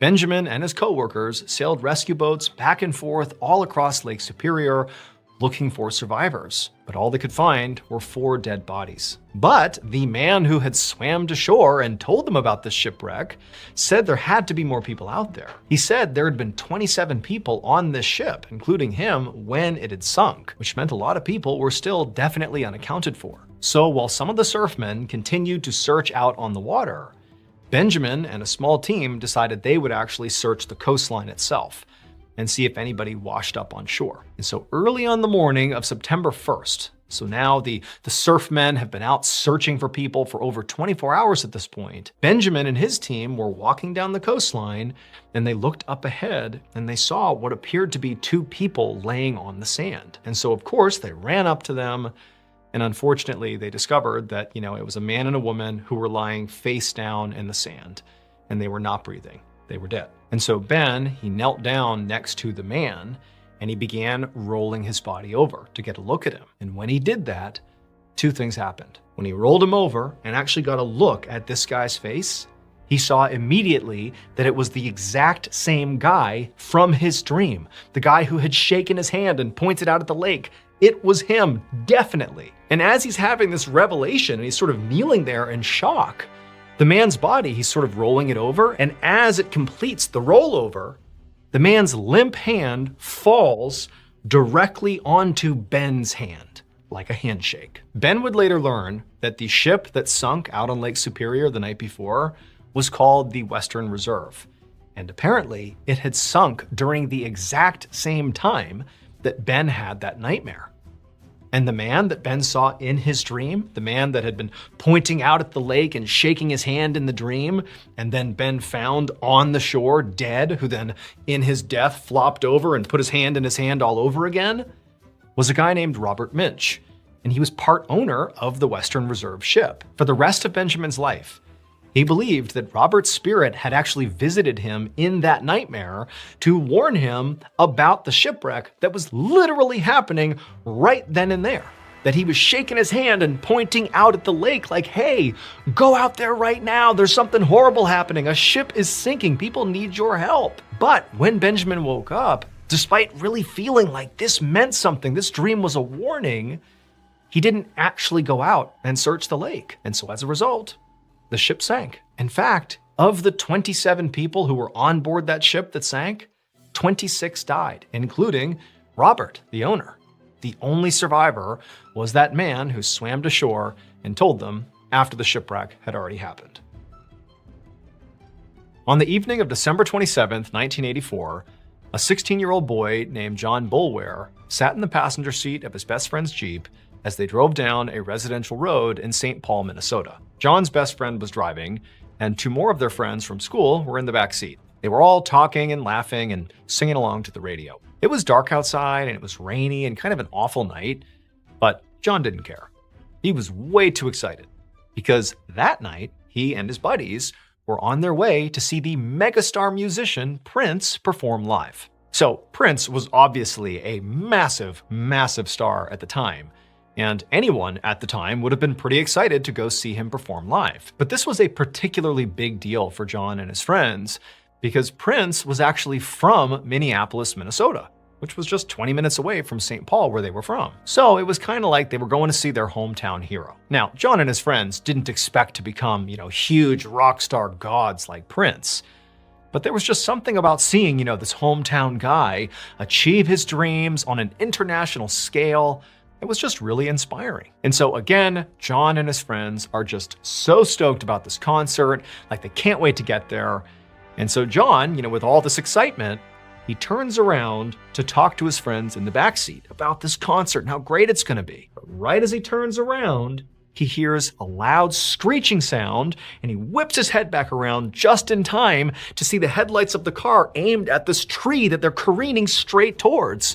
He screams, he hears his friends screaming, they smash into the tree, and everything goes dark. A few minutes later, a St. Paul police officer named Brian Coyle and his patrol partner pulled up behind the now wrecked Jeep. They'd been on their regular patrol when they'd gotten a call about the car crash. Now, the call hadn't come from anybody in the crash, so they really didn't know what to expect. Now, when Coyle stepped out of his own car and walked towards the wreck, it was raining and dark out and, the visibility wasn't great, but right away he saw there were 3 teenagers who were standing upright outside of the car. Now, they looked pretty shaken up and they visibly had some cuts on their body, but overall, his assessment was they were basically okay. And so while Coyle's partner went to go examine the wreck itself, Coyle walked up to these teenagers. And one of them, through tears, explained to Coyle that he had been driving and he said he had been just going too fast and he tried to take a sharp turn and he hydroplaned, lost control, and they hit the tree. And then the driver said, it didn't matter though how this happened because what mattered now is his friend, John, is still in the car and he's not moving. And so Officer Coyle left the teenagers and told them to stay put, and he walked over to the wreck where his partner was, and Coyle, he knelt down and he looked inside the Jeep, and he saw the other teenager, John, slumped over inside the passenger seat, and he wasn't moving. And so Coyle asked his partner, hey, have you checked him? Is he okay? And the partner looked at Coyle and just said, no, he's dead. So Officer Coyle took a deep breath, and while his partner called for backup and taped off the scene, Coyle went back to John's friends and broke the news as gently as he could. But of course, they were all devastated. The only thing Coyle could do to help them was to call an ambulance to come and take them to the hospital to get checked out. Once the ambulance had taken them away, and once John's body had been removed from the Jeep, Officer Coyle and his partner began to document the scene by taking photos of the crashed car with a camera. Now, this was all standard practice, and so while they did it, they didn't think anything of it. However, about a week later, when Coyle and his partner were reviewing the photos they took, Coyle noticed something shocking. One of the pictures that Officer Coyle had taken was so bizarre that it ended up in newspapers, not only in Minnesota, but all over the country. Even today, 30 plus years later, people are still talking about it. And when you see this photo, you'll understand why. This is the photograph. And if you look at the top right, above the Jeep's open door, you'll see something that could just be a flash of light. But to Officer Coyle and so many others who have looked at this photograph, they say that weird apparition-looking thing above the Jeep looks eerily similar to John Boulware's face, the 16-year-old victim of the car crash. And it almost looks like this photograph captured like the moment of John's spirit departing Earth, like it's showing his final moment in life, like when he died, screaming as the car is about to crash into this tree. On the afternoon of September 20th, 1989, a 70-year-old man named Jim Moore and his wife Clara walked along the beach on a tiny island off the coast of South Carolina. It was called Pawleys Island, and it was less than 4 miles long and only wide enough to fit one main road with beachfront houses on either side. Jim and Clara lived in one of those beachfront houses, and every afternoon they would go out and walk the beach together. That particular day, as they walked, Jim could see some clouds gathering off in the distance, right above the ocean. And he'd actually seen a weather report recently about this big storm called Hurricane Hugo that was supposed to be heading their way in the next couple of days. Living on an island, Jim and Clara were pretty used to getting warnings like that. I mean, storms were sort of a big deal on an island because you're pretty isolated. And they were just planning to evacuate if the weather, got pretty bad. But for now, it did seem like the weather wasn't too bad, so they were sticking it out. However, it did sort of seem like basically everybody else on Pawleys Island had taken the storm a little bit more seriously, and most of them had already evacuated. And in fact, as Jim and Clara are walking, normally they would see lots of people out doing what they were doing, walking the beach, but today, there was just one person really far down the beach, just this one guy walking towards them, but that was it. The rest of the beach was basically deserted. But Jim and Clara were, veterans of Pawleys Island and certainly veterans of other storms that they had weathered in the past, and so they weren't worried yet. And they just continued to, walk down the beach and chat and just kind of stare out at these growing clouds and just have a normal day. But as they're walking, Jim was sort of keeping an eye on this guy, this one other guy on the beach that was walking towards them. Now, he wasn't literally walking towards them. He was just sort of walking in the other direction. And so inevitably, both Jim and Clara and this guy were going to pass each other. And as Jim got closer to this guy, he realized he actually didn't recognize him. And realistically, Pawleys Island was so small that Jim and Clara basically knew everybody, or at least could recognize everybody. But this guy, who was wearing this long gray coat and this wide-brimmed hat, and he kind of had his head down, Jim didn't recognize.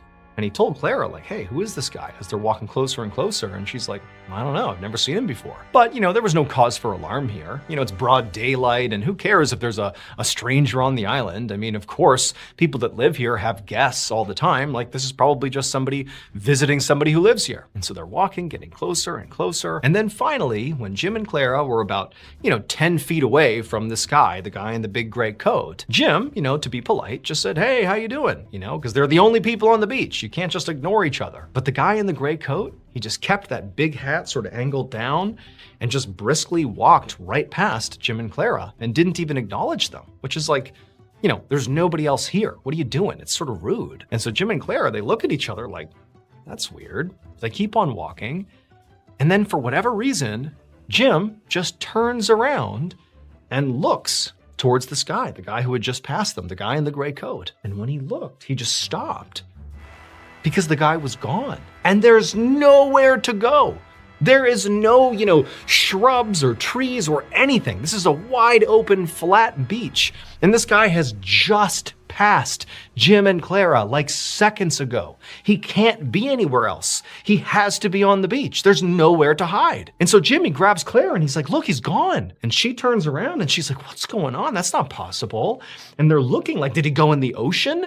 But they're looking out in the water and there's no sign of him. The only place, maybe he could have gone is if as soon as he passed by Jim and Clara, he hard turned and ran inland and hid, behind one of the houses. But that's pretty far away. It just didn't seem possible that in that short of an amount of time, he could get up there and hide. And also, why would you do that? That's such bizarre behavior. And so Jim and Clara, they're just standing there like trying to come up with some reasonable theory to explain where this guy went, but they just couldn't do it. It was like this guy just disappeared. And so eventually, Jim and Clara just had to turn back around and finish their walk and make their way home. And the whole time, all they could talk about was this disappearing man in the gray coat, because it defied any rational explanation.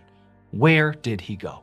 When the couple finally got back to their house, by this point, the clouds that had been gathering outside were now very dark, and it really did seem like a serious storm was on the horizon. And then when they turned on the TV, they put on the Weather Channel, and there was this bulletin that the South Carolina state government had actually issued an evacuation order to all inhabitants of Pawleys Island, because apparently Hurricane Hugo was getting bigger and faster and more destructive, and it appeared like Pawleys Island was clearly going to be in the path of this hurricane. And so at this point, Jim and Clara forgot about the gray man and realized like, hey, we got to pack our stuff up and go. We thought we had maybe a day or two before we'd have to evacuate, but no more. We got to go right now. And fortunately for them, they actually had an adult daughter who lived right on mainland South Carolina. And so they could stay with her on short notice, no problem. And so they quickly packed up, they hopped in their car, and they drove on the one main road until they hit the bridge that went over the ocean. They made their way across the bridge onto mainland South Carolina and over to their daughter's house. And once they got there, their daughter was obviously very happy to see them, happy they were safe. And they would just spend the whole day basically just sitting there with the Weather Channel on, watching reports about Hurricane Hugo. And over the course of the day, the news got more and more dire. Hurricane Hugo was poised to be this enormous, destructive storm that was not slowing down at all. And unfortunately, Pawleys Island was really looking like one of the main areas that was going to be affected by this storm. In fact, the meteorologist was saying, like, it is not safe to be on the island at this point. I mean, there's a chance that all the structures on the island could be leveled by the end of this storm. So Jim and Clara, they're obviously happy they are safe, on mainland South Carolina with their daughter, but they live on that island. Their house, everything they own, it's on that island. And so the idea that they were just helpless and their house is going to be destroyed was sort of just terrible. Like, what can you even do? You're helpless. And so as they began to sort of spiral into all their anxieties around what's going to happen, eventually one of them said, hey, let's just accept that we're in this position and let's just change the subject. We're safe here. Don't worry about what the storm's going to do. Let's just change the subject. And the first subject that was raised was Jim and Clara's encounter with that strange disappearing man in the gray cloak. And so Jim and Clara, they told the story to their daughter about this weird guy they saw and how he just kind of vanished. And their daughter was like really interested listening to the story. And when they were done telling it, she looked at her parents and was like, I think you might have seen the gray man. Now, Jim and Clara had lived on Pawleys Island long enough to know about the legend of the Gray Man. As the story goes, 150 years earlier, there was this sailor who was making his way to Pawleys Island to see his fiancée who was there. And when he got to the island, he unfortunately basically fell into quicksand and died. And so the fiancée is totally heartbroken. She's basically losing her mind over the sudden loss of her love. But a couple of days after her fiancé, the sailor, had died, she saw him walking on the beach on Pawleys Island. And he was wearing this long gray coat and this big wide-brimmed hat. And he was walking towards her and she was so overjoyed. She knows it doesn't make any sense, but she runs to her beloved sailor, and right as she reaches him, he disappears. Now, Jim and Clara, they couldn't help but see the overlap here. I mean, they saw, a guy wearing a long gray coat with a big wide-brimmed hat who, was walking on the beach, who then disappeared. It did sort of seem like the legend of the Gray Man, but neither Jim nor Clara really felt like that actually was the explanation here. But at the same time, Jim did feel like, man, that is a weird coincidence. Over the next couple of days, Hurricane Hugo made landfall, and it was absolutely vicious. And then finally, when it passed and it was safe to go back to Pawleys Island, Jim and Clara loaded up their car, they said bye to their daughter, and they made the drive out there. And as they were crossing the bridge to get out to Pawleys Island, along with all the other inhabitants that were going back, they immediately could tell that Pawleys Island really had been leveled. I mean, the roads themselves were badly damaged. There were street signs and trees everywhere. And as they're getting closer, they can see that basically their whole community has been leveled. All the buildings are destroyed. I mean, it's like a war zone. Now, Jim and Clara had sort of braced themselves for this because they had heard on the news that sure enough, this hurricane had been as bad as expected and Pawleys Island had taken a direct hit. And so they drove across the island until they reached their property. And when they got to their property, they could not believe what they saw. So there's actually one more part to the legend of the Gray Man ghost. And that is when the woman saw who she believed was her dead fiance walking up the beach with his gray coat and his big brimmed hat, and she runs up and he disappears, and it's so tragic. That's not the end of the story, because the woman was so upset by seeing what she thought was her fiance again. He's back from the dead, oh my goodness. And then he vanishes. It's like she had to experience his death a second time. And it made her go crazy. It was like so much grief. It was so overwhelming that she couldn't live with it. And in fact, quickly after seeing, his ghost disappear, she was sent off the island to a hospital. She was basically institutionalized. And while she was off the island, immediately after she left the island, this huge storm rolled through and leveled Pawleys Island. And only one building survived. It was her house. Inexplicably, her house was untouched, completely untouched. Everybody else's ruined. So keep that in mind, because when Jim and Clara returned to Pawleys Island following Hurricane Hugo, whose house was the only house left standing? Theirs. Utterly untouched. Their neighbors' houses, all the local businesses, everything gone. Their house, untouched. And just so you know, the legend of the Gray Man, people believe if you see the Gray Man, he's warning you to leave the island in advance of a storm, like he apparently did for his fiance. He warned her, get off the island. And if you heed his warning, the legend goes, your house will be spared. And people believe that's exactly what happened to Jim and Clara.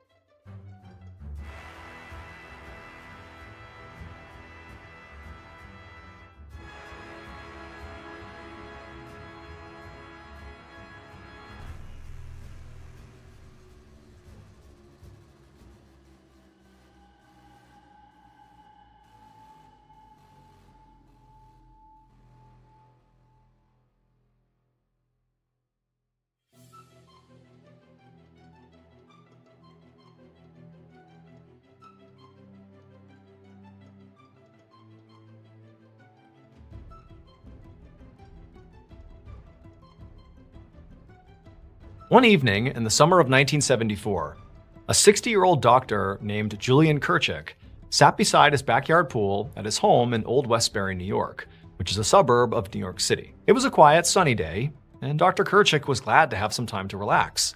He was a surgeon at a local hospital, and he also had a wife and 4 children, so it was not often that he got a moment of peace to himself. And so Dr. Kirchick leaned back in his seat and closed his eyes and tried to relax for a second, when all of a sudden he heard something rustle in the bushes nearby. Now, at first, he just figured it must be a squirrel or a bird or something, so he didn't even bother opening his eyes, like this is just nature, it's fine. But this rustling sound persisted, and it just wouldn't stop. And so eventually, Dr. Kirchick did open his eyes, and he got up out of his chair to go see what was going on.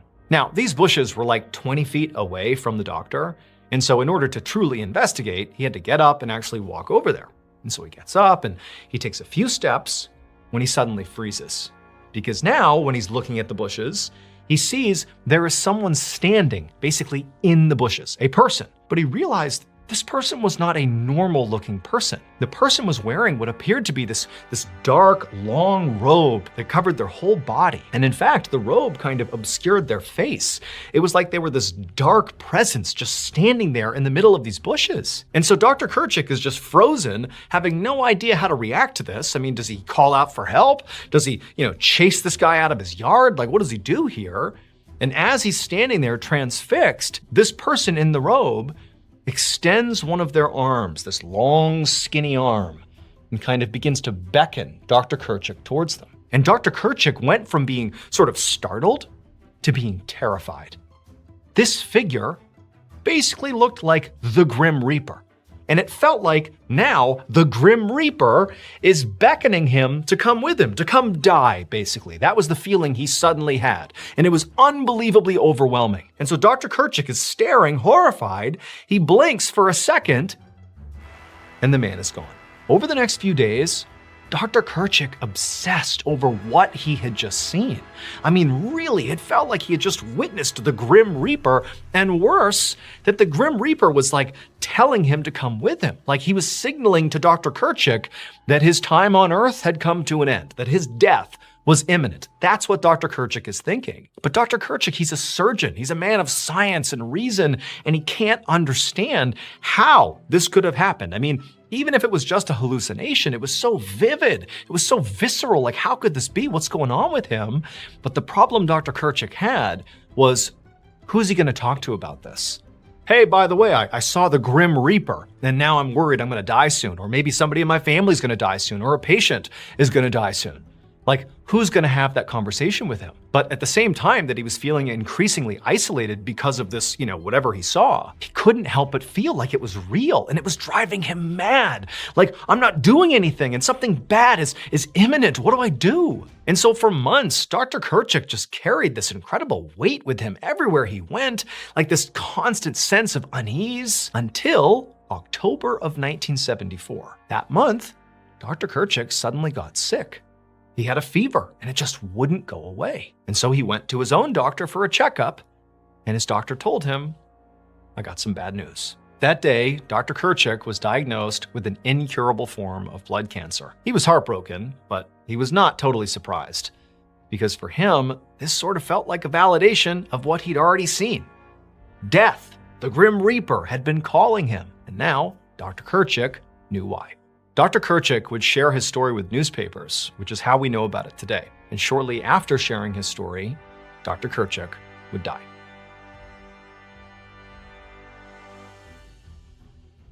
Late one night in November of 1999, a 66-year-old minister named Colin Grant opened up the iron gates of a cemetery called Greyfriars Kirkyard.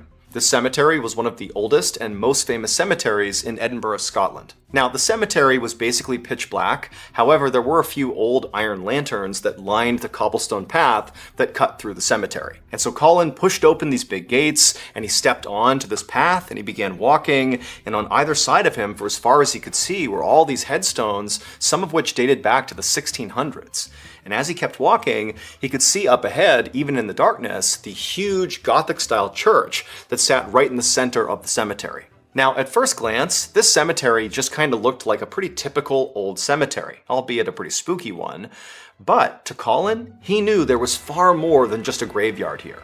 Deep underground in this cemetery, below where all the people have been buried at their headstones, was basically another cemetery. There was like this mass burial pit that the cemetery had been built on top of.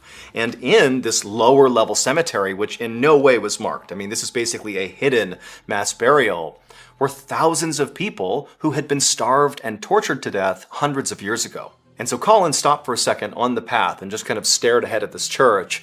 And for a second, he thought about just turning and leaving, because he did not want to be here. He was really only here because the city had begged him to come here. Colin, in addition to being a minister, claimed to be a psychic, which meant he could speak to the dead. And so the city, in desperation, had asked him to come to this cemetery tonight and perform an exorcism. And so as much as Colin did just want to turn around and leave, he knew he really had a duty here, not just to the city, but really to the people of the city. Because if he didn't do this exorcism, there was a good chance more people were going to get hurt. The only thing that was making Colin a little bit less afraid in this moment was he actually was not alone in the cemetery. There were two people with him. There was a journalist and a photographer from a local newspaper who were basically tagging along to document this exorcism. And so, after taking a minute to compose himself, Colin continued walking deeper into the cemetery with these two following behind him. And then before reaching the big church, Colin left the path and began cutting through the grass, passing by different headstones, on the way to perhaps the most infamous building in the entire cemetery, the Black Mausoleum. The Black Mausoleum was this tall stone crypt with a rounded top that had been built sometime in the late 1600s. And as Colin got closer to this pretty creepy looking building that sat basically on the side of the cemetery, Colin began to feel this really intense sense of dread come over him. And the closer he got, that dread began to kind of manifest itself in like a pit in his stomach. And eventually he began feeling really scared of this building. And eventually Colin actually had to fully stop about 10 or so feet away from the building because he just felt like he couldn't go any closer. It felt evil. And then Colin turned and looked at his companions, the journalist and photographer, to see if maybe they were reacting to this mausoleum, but the two of them were just standing there with blank expressions on their face, like obviously not thinking that anything sinister was happening here. Even though the city had asked the minister to be here to perform this exorcism in this mausoleum, it didn't mean everybody believed what was going on here, and clearly these two didn't. They were totally skeptical. But this didn't offend Colin. He was used to people not believing in the things he believed in. And he knew as soon as he actually began his work, doing this exorcism, they would change their mind. And so at some point, Colin told the photographer that, hey, I'm going to go in the mausoleum now because I have to do the exorcism. Before I do, take a picture of the mausoleum. And so the photographer just raised her camera and took a picture of the mausoleum. Colin thanked her, and then he turned and began walking towards the building. And when he got right in front of it, he looked up and he read the name across the top of the crypt. And it said George Mackenzie. And as Colin read that, he could feel his heart rate start to spike. So back in the late 1600s, George Mackenzie was a Scottish lord who worked for the King of England, enforcing the king's religious laws. But at the time, these laws were very unpopular. And there was one group called the Covenanters who hated these laws so much that they actually mounted a full-scale rebellion in 1679. But their rebellion failed miserably, and this is when George Mackenzie came in. He captured over 1,000 Covenanters, and he marched them all into this huge field, which would later become the Greyfriars Kirkyard Cemetery, but at the time it was just a big open field. And he held them there, and for weeks he had these people starved and tortured and mutilated, and if anybody tried to run or resist because they knew they were doomed, they all knew they were going to die here, if anybody took off, he would capture them, cut their head off, and then place their head on a spike around the perimeter of this field, until after several weeks the entire field is just ringed with decaying bodies and bloody heads on spikes. And so after a few months of this, basically everybody in that field had been murdered in some horrible way by George Mackenzie. And their bodies were all dumped into a mass grave in Greyfriars Kirkyard, then covered over, and then, hundreds of years later, a proper cemetery would be built right on top of that mass grave. And then, when George Mackenzie died later on, he lived a normal, happy, full life after doing all these horrible things, they built him this beautiful mausoleum in Greyfriars Kirkyard. And so here's this horrible person, George Mackenzie, who's a mass murderer, and he's put to rest in this beautiful mausoleum, just, feet away from this mass grave of all these people he killed. For almost 300 years after Mackenzie was buried, Greyfriars Kirkyard was quiet. It was not considered a haunted place. That all changed, though, in 1998, so that was 1 year before Colin showed up to perform this exorcism. That year, in 1998, a homeless man broke into the Black Mausoleum and he fell through the floor and landed in one of those mass burial pits of those people Mackenzie had killed. And apparently, basically right after this happened, visitors to the cemetery began reporting the same thing. That anytime they were in or near the Black Mausoleum, they'd get pushed or tugged on or scratched or burned or even strangled. People were coming out of the cemetery terrified. And so quickly, people in town began to speculate about, what was going on in the cemetery. And quickly, a story began to circulate around town that maybe when that guy fell through the floor in the mausoleum, that had released George Mackenzie's evil spirit, and his spirit was responsible for all these attacks. And so it went on like this for about a year, until finally this young woman was found outside of the Black Mausoleum, unconscious, looking like she'd been strangled, and when she came to, she had no memory of what happened, and so people assumed this had to be another attack by the spirit of George Mackenzie. And so by this point, the city was totally fed up with this. They didn't know what to do.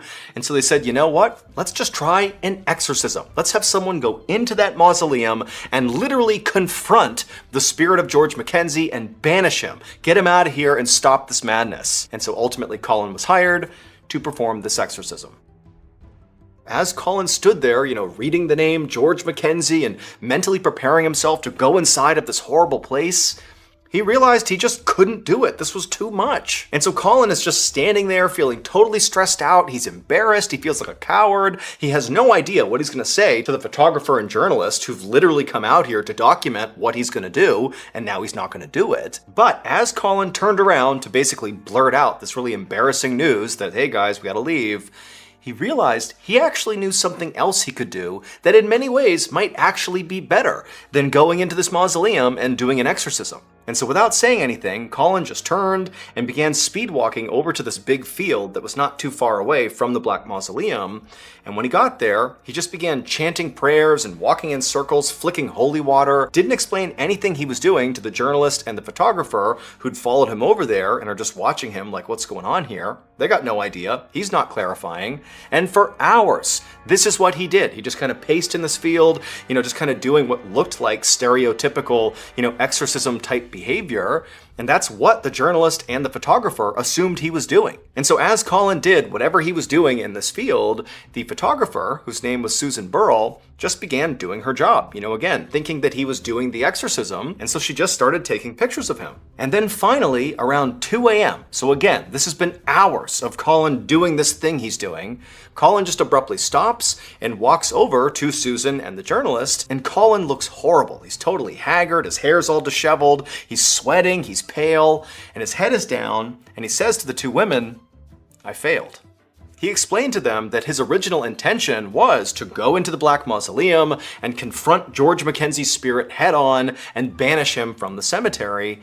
However, he had had a change of heart at the door and decided to go this other route, which was to go to this big open field in the middle of the cemetery and attempt to free the spirits of all those Covenanters who had been tortured and killed by George Mackenzie.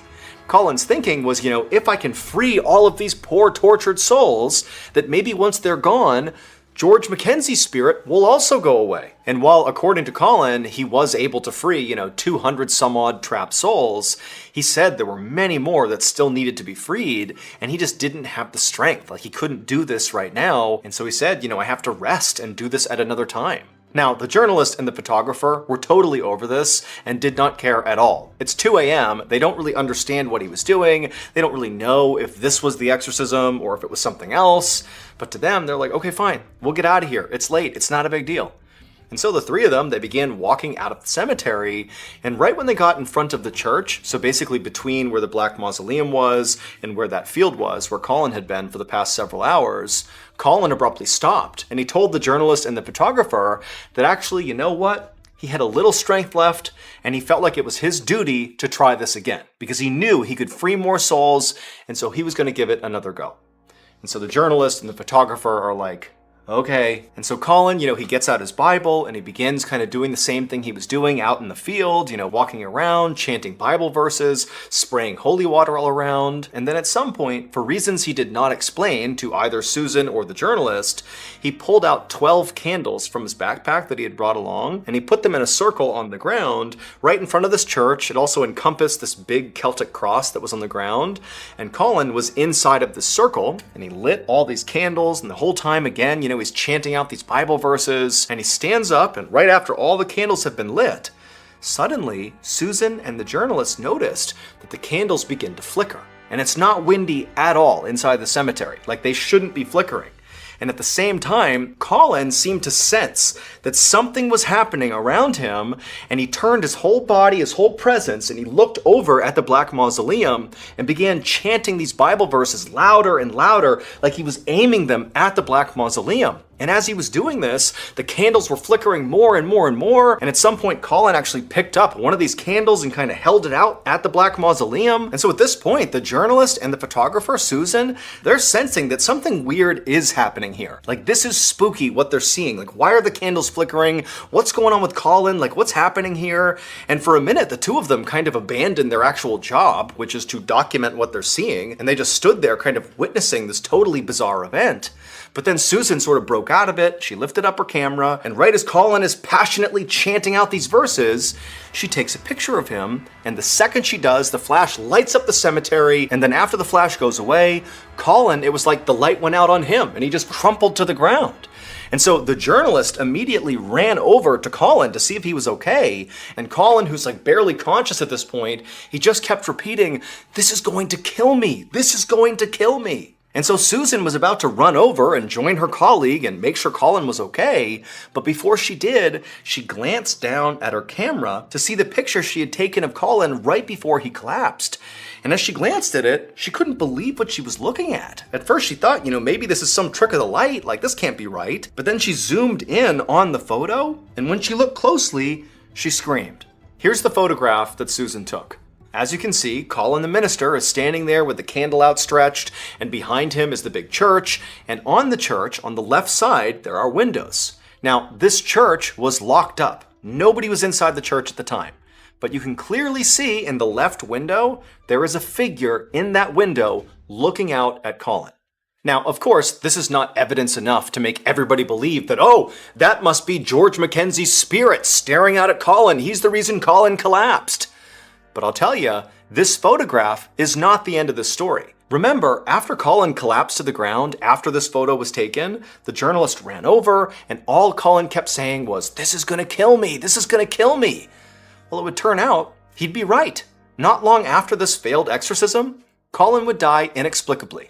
His death would come as a total shock to his friends and family. No one has ever been able to debunk the photo that Susan took that showed that dark figure in the window of the church, meaning nobody knows what that was. The church really was supposed to be empty and locked, and so how is there somebody or something in the window? Nobody knows. A lot of people think that could be the evil spirit of George Mackenzie, striking Colin down, and Susan managed to capture it on film.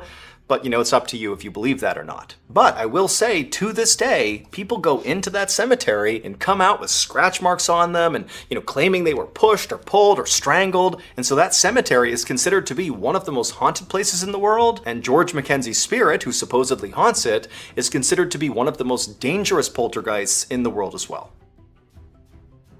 On an early morning in August of 1931, an 86-year-old man carrying a massive backpack limped into a supply store in the tiny town of Alvin, British Columbia, Canada. This man's name was Robert Brown, but everyone knew him as Volcanic, because decades earlier he had discovered a gold mine in Volcanic City, Canada. Volcanic had actually made his living as a gold prospector, and he had been so good at it that he had been able to retire early.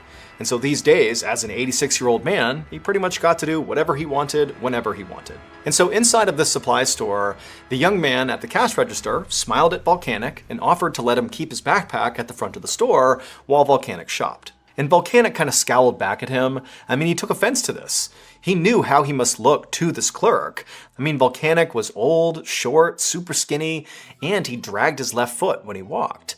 And so he figured, this kid must think he's weak. And Volcanic hated that. He did not think he was weak. And so he said to the guy, "No, I can carry my bag myself, thank you very much." Then, to show the clerk there was more to him than met the eye, Volcanic flashed this big grin, revealing this gaudy, enormous set of gold teeth that he had bought when he had struck it rich in Volcanic City. And after seeing these ridiculous gold teeth, the clerk looked very taken aback, which was exactly what Volcanic wanted. Satisfied, Volcanic limped past the cash register and the clerk towards the back of the store, where he picked up some cooking supplies, ammo for his shotgun, and a pen to write in his journal. And then he took everything up front to check out. Volcanic watched as the clerk furrowed his brow as he rang up the items, clearly trying to make sense of what Volcanic was up to. He asked Volcanic if he was going camping by the Pit River that ran through town. But Volcanic said no, he was going to the Pit River first, but he was going to hike all the way along the Pit River, go through the mountains to another body of water called Stave Lake. And before the clerk could ask any questions, Volcanic said he was going there because there was a hidden gold mine he was going to explore. And at this, Volcanic watched with delight as the clerk's eyes got wide. Volcanic knew most people, especially in this area, thought this gold mine was a total myth. And sure enough, when the clerk recovered from his surprise, he said to Volcanic, like, hey, you really ought to reconsider going there. The clerk said he had seen plenty of people come through his shop on the way out to go try to find this mine, but nobody ever came back saying they had found it. In fact, he said that some of these people didn't come back at all. At least 2 people had died because the hike to Stave Lake was miles and miles through extremely dangerous terrain. Volcanic waited until the clerk was done lecturing him, and then he leaned over the counter and he whispered to the kid that he was different. He had a secret that would allow him and only him to find that mine successfully. And when he did, he would come back to the store and he would lay the gold down right on the counter just to prove it to him. Then Volcanic left a handful of cash on the counter, he gathered up his supplies, flashed one more gold-toothed smile, and then made his way out the door. A few hours later, Volcanic hiked uphill along the rocky banks of the Pit River. He'd only covered about 5 miles so far, because after all, he was 86 with a bum left foot, and so he moved pretty slowly these days. But even still, only 5 miles into the journey, he already felt totally cut off from civilization. The Pit River was about 1,000 feet across, and it was surrounded on either side by a thick forest. Volcanic was hiking parallel with the river, with the water on his right and the trees on his left. It was a stark and isolated setting that would make most people feel small and vulnerable. But after so many years working as a gold prospector, Volcanic was very accustomed to being out in the wilderness all by himself, so this felt normal. Now, of course, decades had passed since the last time Volcanic was a gold prospector, but even now, at his old age, he still felt like he was the skilled outdoorsman he once was. Volcanic kept on hiking uphill, staying close to the shore's edge, until the sun began to set. And by that point, the trees on the left had begun to thin out, and Volcanic was finally able to see kind of far out beyond in the direction he was going. And he saw off in the distance there were all these mountains. And as soon as he could see these mountains, he pulled out his journal, and he flipped to the last page, and he studied the page, and then looked at the mountains, and he smiled. It was going to take weeks to reach the gold mine, but he knew he was going the right way. Because on that last page of his journal was a map. This map was the secret that Volcanic had told the store clerk about. It was the thing that was going to allow Volcanic to reach that gold mine where so many others had not. Volcanic had actually drawn the map himself several years ago. Back then, he'd been panning for gold in northern British Columbia when he had run into this indigenous woman in the forest. And this woman was deathly ill, and so out of the kindness of his heart, Volcanic had given this woman some healing herbs and then stayed with her for days until she was nursed back to health. And this woman had been so grateful to Volcanic that she had told him a secret. She told him that the legendary gold mine out near Stave Lake was absolutely real. And she said she knew this because her father was friends with the guy who discovered it. The man's name was Slumac. And she said he would go into the wilderness for days at a time, and then when he came back home, he'd come bearing these huge gold nuggets as big as chicken eggs. And not only did this woman tell Volcanic about this mine, she gave him directions to it. And so as she did, Volcanic took notes in his journal and then used those directions to construct the map. However, before Volcanic parted ways with this woman, she gave him a warning. Right before he died, she said Slumac put a curse on the mine. And so now, if anybody tried to reach the mine, the forest itself would stop them. And so now, standing in a clearing beside the Pit River, Volcanic thought back to that warning. He wasn't afraid of what she said, but just to be safe, he figured he would spend as little time as possible in the forest, and anytime he needed to pitch his tent along this journey to the mine, he would do so as far away from the tree line as he could. This was actually Volcanic's second attempt at trying to reach this gold mine.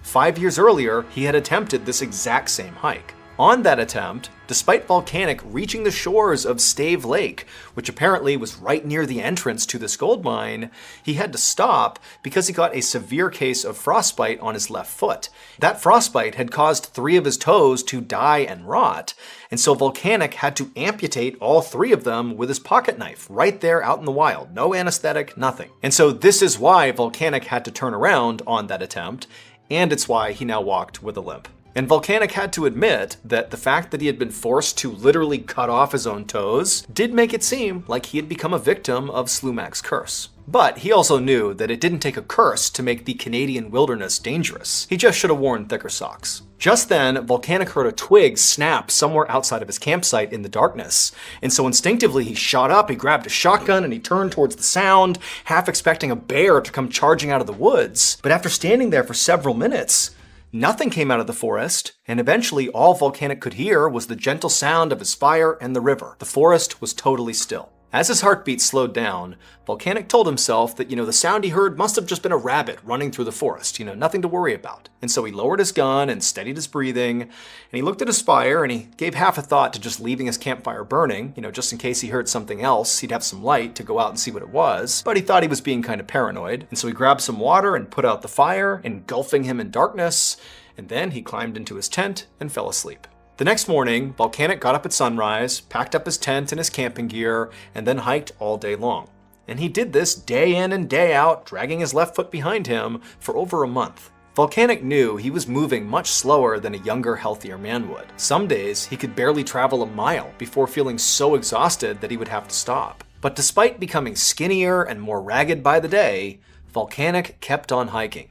And eventually, after going all the way down the Pit River and crossing through the mountains, he finally arrived at the shore of Stave Lake, the same place he'd been when he'd had to amputate his own toes. But this time, he was able to keep on going.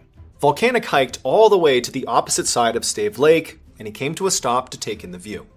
Surrounding the lake were all these huge rolling mountains, and in one spot, Volcanic noticed the mountains dipped down and formed a natural bowl in the earth that was filled with this gorgeous bluish-white ice.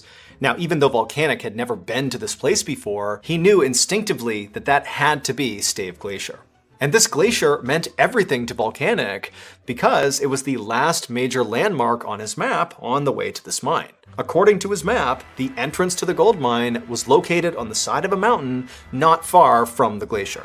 Now, Volcanic wanted to keep pushing forward and try to get to this entrance as soon as possible. He was excited. But the sun was starting to go down, and he knew if he kept on going at night, the risk of injury was quite high. He could slip and fall. And remember, it had taken Volcanic over a month to hike into this location. He is way away from civilization, and so if he gets hurt, nobody's coming to help him. And so he decided he would stop and make camp that night. He pitched his tent well away from the tree line, he ate some beef jerky and biscuits, and then he crawled into his sleeping bag to try to go to sleep. But he couldn't. He was too excited about this mine. He was so close. And so he laid there restlessly for hours, listening to the sound of the wind pick up outside. Now, normally the sound of the wind would help Volcanic fall asleep. But tonight, it was not helping. It was actually making him feel really uneasy. The wind was loud and fast, howling across the lake. And that's when Volcanic noticed that despite all the noise outside, when he looked at the fabric of his tent, it wasn't moving with the wind. It was totally stationary. And so Volcanic sat up and he opened up the flap of his tent and looked outside. And the second he did, it got even louder, the howling wind. But he couldn't feel any wind blowing. And so he struck a match and he held it out in front of his tent, and the flame didn't even flicker, again, despite all this crazy howling sounds. And that's when he realized there was no wind. And so feeling totally unsettled, Volcanic closed the flap of his tent, got back in his sleeping bag, clutching his gun, listening to this horrifying sound outside that he couldn't make any sense of. And then by the morning, when the sun came up, the sound just went away. By this point, Volcanic was so anxious just to leave and go to this mine that he didn't eat any breakfast. He just grabbed his journal, tore the map out of the last page, tucked it in his back pocket, and he started hiking. He still felt very uneasy about the phantom wind he had heard all night long, but now his sole focus was on this mine. He knew that if he could find it, he would not only have infinite riches, but he would also go down in history as like the greatest gold prospector ever. And on top of that, on the way back out again, he could stop at that supply store and drop some gold on the counter and rub it in that clerk's face, just like he said he would.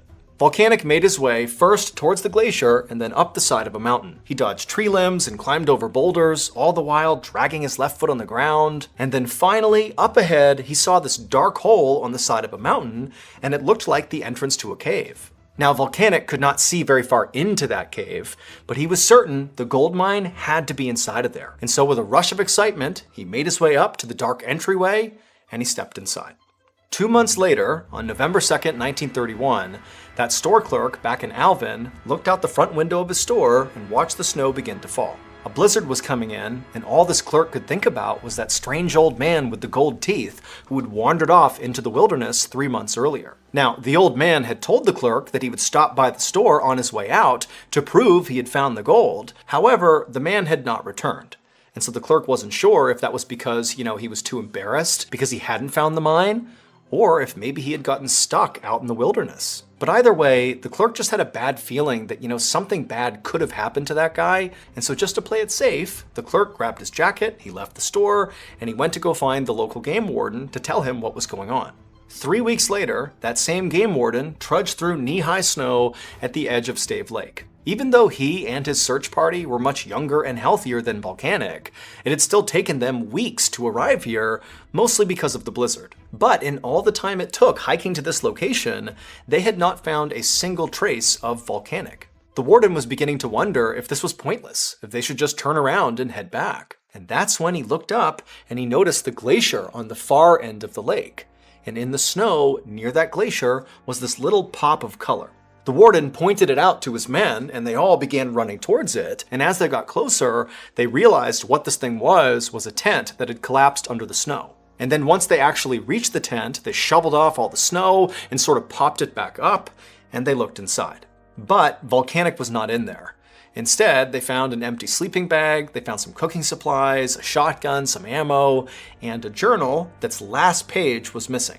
But there was also one more thing that was inside of this tent. On the floor, right near the opening flap of this tent, was a glass jar. The warden picked it up, and he looked inside, and he gasped. Volcanic Brown was never seen again, and no explanation for what happened to him was ever uncovered. His body was never found, and there were no signs of struggle anywhere in or near his campsite. But the contents of that glass jar that was found inside of the tent proved that either Slumac's gold mine or Slumac's curse was real. There are two slightly different versions of what people believe was found inside of that jar. The first is that the jar was filled with huge nuggets of raw gold. If this is true, it means the gold mine did exist, and Volcanic must have found it before he disappeared. But the second version of what people say was found in that jar has a much darker meaning. In that version, when the warden held up that jar, he did see gold inside, but it was not gold from the mine. Instead, it was Volcanic's solid gold teeth. Almost 100 years have passed since Volcanic went missing, and still to this day, no one has ever successfully found the mine and lived to tell the tale. But to this day, people still keep looking for it, and so far, at least 33 people have either died or disappeared in search of it. One morning in January of 2016, a 45-year-old woman named Lauren walked into an office building in West Virginia where she worked as an office manager, and she dropped her purse, her phone, and her cigarettes on her desk. It was a Friday, and so Lauren was in a really good mood because she was pumped about the weekend. The next day, Saturday, she and her husband Dan planned to go on this big hike together. They loved hiking, so that was going to be awesome. And then on Sunday, Lauren planned to stay home all day and cook one big meal because it had become a tradition in their family that on Sundays, Lauren and Dan's kids, they had 3 kids who were all grown up, they would come back home to their parents' house and they would have a big family meal together. And these dinners were definitely the highlight of the week for Lauren and for Dan because both of them were very family-centric. Lauren switched on her computer and then looked at her schedule and saw she had a whole bunch of meetings back to back to back that day. And so immediately she was worried that she would not be able to slip out that day and go for a quick walk, something she had recently been doing a lot of because her doctor had recently told her that she had a blood circulation disorder that was called peripheral vascular disease. And what that meant was the arteries that carried the blood from her heart down to her legs and her feet were becoming blocked. And so her legs and feet were not getting enough oxygen. So far, her only symptoms were the occasional leg cramp, but if the disease got worse, it could lead to pain and mobility issues, and also heart attack and stroke. Luckily, Lauren's doctor told her that she didn't need medication, she just needed to quit smoking, change her diet, and become more physically active. And Lauren had totally leaned into this, and was being much more active, and had changed her diet. She hadn't quit smoking yet, but she planned to. And so Lauren really felt like she was on the right track. And so as Lauren kind of began her day, going through her emails and thinking about when she's going to do this walk, her cell phone rang. When Lauren looked at the phone, she didn't recognize the number, so she decided to let it go to voicemail. And so Lauren forgot about her phone and just figured whoever this was, they'd call back or whatever, and she's doing her thing. But then she got another phone call. And when she looked, it was the same number calling her back. And this time, Lauren did pick up the phone. And when she said hello, on the other end of the line, she heard a police officer say in a very serious voice, "Am I speaking to Dan's wife?" And so right away, Lauren's heart began to race, and she would tell the officer, yes, what's going on? And all the officer would tell her is that Dan, unfortunately, was in a very serious car accident, and so you need to come to the scene right away. In an absolute panic, Lauren hung up the phone, she grabbed her things, she ran out to the car, and she floored her way to the address the police officer gave her. But when she got there, she saw there were so many police cars and ambulances and all these people that she couldn't even see what was going on, let alone park anywhere near where this accident happened. So she wound up parking her car around the corner, and then she got out and just sprinted towards all the police. And then when she got up to them, she basically began pushing people out of the way, and no one tried to stop her. They could tell, this woman must know the people involved in this crash. And so she pushed past all these people, and finally she can see through the crowd, and she can see her husband's car, and it's absolutely mangled. And there's all these first responders that are in a circle on the pavement, and she can tell there is somebody on the ground they're working on, and it's got to be Dan. And so Lauren just began running towards that group of people, and as she did, they all stood up as if, there was nothing they could do. And on the ground, Lauren saw her husband. There was Dan lying in this huge pool of blood, just motionless on the ground. And so before she even got over to her husband, Lauren already knew what had happened. Dan was dead. And so Lauren let out this primal shriek and just rushed over to her husband and fell to the ground next to him, holding his body and crying hysterically. And all the EMTs and first responders, they knew this woman has just lost her husband. And even though she shouldn't be here right now, they just felt like they have to give this moment to her. And so the police and the EMTs and the rest of the first responders, instead of even talking to Lauren or trying to get her to go somewhere else, they just formed a big circle, shoulder to shoulder, around Lauren and Dan, and just allowed Lauren to grieve in private. About 2 hours later, Lauren returned to her home in a daze. Dan's body had already been transported to the morgue, and a police officer had driven Lauren back to her home where her 3 kids, her son and her 2 daughters, were now waiting for her.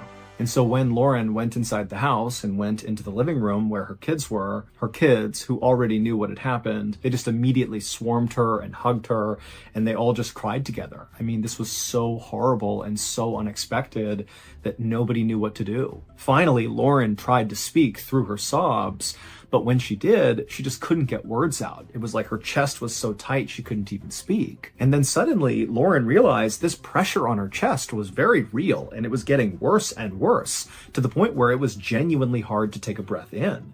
And so Lauren actually said to her kids, "I think I'm having a panic attack." And so her daughter ran to the kitchen to get some water. And as she did, Lauren took a seat on the couch to try to calm down.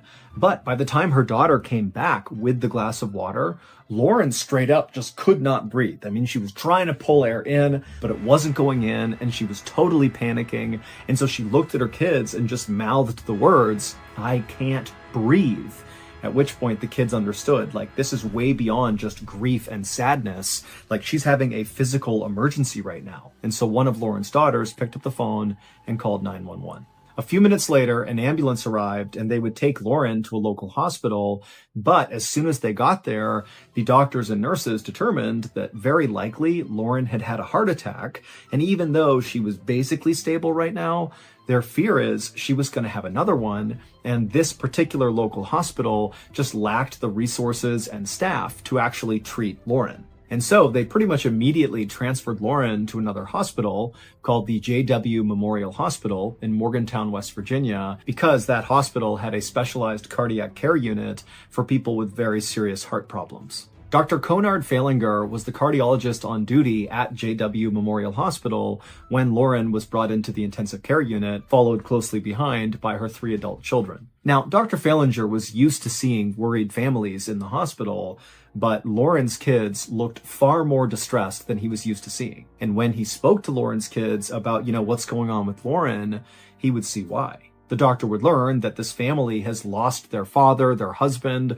just a few hours earlier, and the mother, Lauren, who's this patient, she laid with her dead husband out on the road in a pool of blood, and now these poor kids who've just lost their father, they're seeing their mother go to the ICU for what looks like a heart attack. I mean, this was a total worst-case scenario where basically everything was going wrong for this family. Dr. Falinger did his best to push his emotions to the side. He didn't want to get wrapped up emotionally in this case, but at the same time, the doctor felt a very deep need to save Lauren. Like, let this family have one good thing happen to them. But Lauren's condition was pretty dire. Just like the doctors at that local hospital where Lauren went first, Dr. Falinger also suspected Lauren had a heart attack, very likely because of that blood circulation disorder that she had that basically clogged her arteries. When an artery in the heart gets blocked, the blood can't circulate in the heart, and so the heart dies. And preliminary testing on Lauren showed there was already signs of damage to her heart, in the same way that a heart attack would damage a heart. Her heartbeat was also irregular, and it was too fast, and her blood pressure was dangerously low. And then also, when Dr. Falinger looked at some imaging of Lauren's heart, he could see that the majority of her heart muscle wasn't even moving. Basically, Lauren's heart was working way harder and way faster than it should be to accomplish nothing. And so, very quickly, Dr. Falinger realized that unless he was able to find the blocked artery in Lauren's heart and clear it, that Lauren would die. And so Dr. Falinger looked up at Lauren's 3 kids who were just standing there in silence, waiting for more bad news. And Dr. Falinger said to them, "Your mom needs to go into surgery right now." Nurses wheeled Lauren out of the ICU and into surgery, where she was immediately put under anesthesia. Once Lauren was ready, Dr. Falinger watched on a monitor as another surgeon fed a thin, flexible tube called a catheter into an artery in Lauren's leg and then fed it up towards her heart. This surgery was called cardiac angioplasty. Basically, that surgeon was going to use that catheter, that tube, and put it into Lauren's heart and then shoot dye through that catheter tube into the blood in Lauren's heart. And then Dr. Falinger and the other doctors could watch to see where this dye went. If the dye was pumped out of the heart like it should be, they'd see it go in all different directions. But if at some point on the monitor, the dye just stopped inside the heart and didn't go anywhere, then that would mean they found a blockage. And so when the surgeon had the catheter in Lauren's heart, he injected the dye and they all watched on the monitor and her heart functioned completely fine. There was no blockage in her heart. Now, the doctors weren't entirely convinced yet that there was no blockage, so they pulled that catheter out and they got a different one and they went through the exact procedure all over again to see if maybe that catheter was malfunctioning. But again, that second time, the dye didn't stop anywhere. Her heart seemed to be functioning totally normally. And so Dr. Falinger and the rest of the doctors and surgeons, they were all totally baffled, because what this meant was whatever was happening to Lauren, or whatever did happen to Lauren, was not a heart attack. But make no mistake, Lauren's heart was still absolutely dying. It was just some other thing killing it. Dr. Falinger went back to the drawing board, but realistically, there just weren't that many other things to consider with regards to what was happening to Lauren. Heavy alcohol use could in theory cause what was happening to Lauren, but Lauren didn't drink. Infection was another option, but Lauren showed no signs of having an infection. Certain chemotherapy drugs have been known to damage the heart, but Lauren wasn't on chemo and certainly would not have accidentally been exposed to chemo drugs without knowing about it. And so basically, Dr. Falinger had no clue what was wrong with Lauren, and he didn't even know where to start. And so Dr. Falinger just sat in his office feeling so bad about the fact that, these kids are almost certainly gonna lose their other parent. I mean, it was his duty to save Lauren, and he couldn't do it. And he just felt so bad. He couldn't even imagine how he was gonna deliver the news to the kids that, your mom's gonna die and we don't know why. I mean, this was the worst for Dr. Falinger. He felt like he had failed as a doctor. But just then, Dr. Falinger has this epiphany. He remembers this weird medical article he had read somewhat recently, and he realized, What was going on with Lauren and her family was like the same thing that happened in that article. And because Dr. Falinger did not have any other ideas of how to handle what was going on with Lauren, he decided he would just try to do what they did in that article. Because if he was wrong, he had nothing to lose. So Dr. Falinger got up and he ran to Lauren's hospital room. And when he got in there, he saw Lauren's kids and he called them over to him. And he would tell them that he's going to give their mom some medication that's going to spike her blood pressure and keep it high. But then he needs them to gather around her and just talk to her like she's your mom. Talk lovingly, soothingly, remind her that you're still here and that everything is okay. And the kids, they all agreed to do this. And then Dr. Falinger, he gave the medicine to Lauren, and then he watched as her 3 kids circled up around the head of the bed, and they're all crying and holding their mom and telling her how much they love her and please come back to us, come back. And as they're doing this, Dr. Falinger just quietly walked out of the room, hoping this would work. And sure enough, just a week later, Lauren was all better. It would turn out the way in which Lauren lost her husband, both the suddenness of getting that phone call, combined with just the unthinkable horror of seeing your loved one on the road in a pool of blood dead. I mean, that situation was so stressful for Lauren that her brain released a ton of stress hormones into her body. So much so that these stress hormones literally paralyzed her heart. And so you can understand why all the doctors thought this was a heart attack, because this sort of looked like one. But this condition does have its own name. It's called stress cardiomyopathy. However, it's known by its more casual name, which is broken heart syndrome. Basically, Lauren loved her husband so much that to witness what happened to him and to learn about it so suddenly and abruptly, it nearly killed her. And it just so happens that a few months before Lauren was checked into the hospital, Dr. Falinger happened to read a medical article about broken heart syndrome. And the only way you can treat broken heart syndrome is just to try to keep the patient alive long enough that the stress hormones leave their body naturally, at which point their heart goes back to normal. And so Dr. Falinger was able to buy Lauren a little bit of time right at the end there by giving her that medicine that boosted her blood pressure. But Dr. Falinger told her 3 kids that really it was up to them to keep their mother alive. They needed to crowd around their mom and just talk to her and tell her that you love her, show her that you're here with her, give her a reason to fight and hold on. Even though she's not saying or doing anything, she's still alive and she can hear you. So talk to her. And so Lauren's kids just sat around their mother and just showered her with love and affection. And sure enough, a few days later, when Lauren did kind of come out of it and recover, she would say that she felt herself drifting off towards death. I mean, she really knew she was dying. But then she remembers hearing her kids calling to her and saying how much they loved her and to please come back. We need you. We already lost Dad. We got to keep you. And Lauren would say, that's the reason she's still here today, is because she held on for her kids. She felt like it was her duty to be here for her family. And so that's what saved her life. In 1938, a farmer in southeastern Australia decided to bring his horses to a watering hole on the other side of his large property. As he was leading the horses across this big, wide open field, one of his horses suddenly just collapsed to the ground. The farmer ran over to see what was going on, but as soon as he got over to it, the horse had stood back up again and seemed totally unhurt. The farmer was puzzled because he had no idea why the horse fell in the first place, and so he looked down to see if maybe it tripped on something, and he saw on the ground right beneath the horse was this small hole. And so he moved his horse out of the way, and then when he came back to look at this thing, he saw it was only maybe a foot across, but when he peered down into it, he saw it was very deep. And so he got down on his hands and knees to get a closer look, and when his eyes adjusted, he could not believe what he was seeing. 10 or 15 feet below the surface was this huge pool of clear water. The horse had just stepped into the roof of an underground cave. And so the farmer was really excited to see how big this cave was. And so he grabbed all his horses and he brought them back to the stable, and he got this long measuring rope with a weight at the end of it. So he runs back out to the hole, he puts the weight into the hole, and he begins paying out this rope.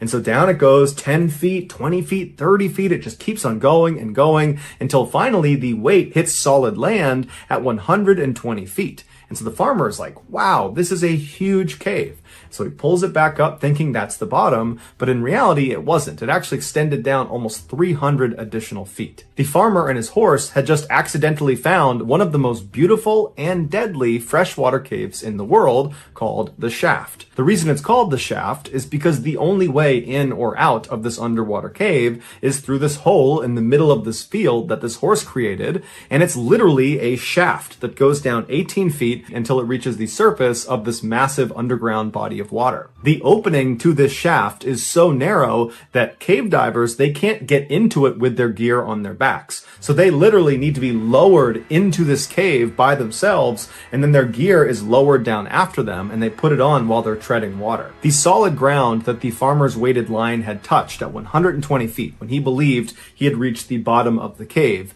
what he had actually touched was the top of something called the rock pile. The rock pile is basically this huge underwater pyramid that looks like a rock pile that sits at the bottom in the middle of this huge underwater cave. And from the top of this rock pile, you can go down it in all different directions, but once you get to the bottom, there's only two tunnels to choose from.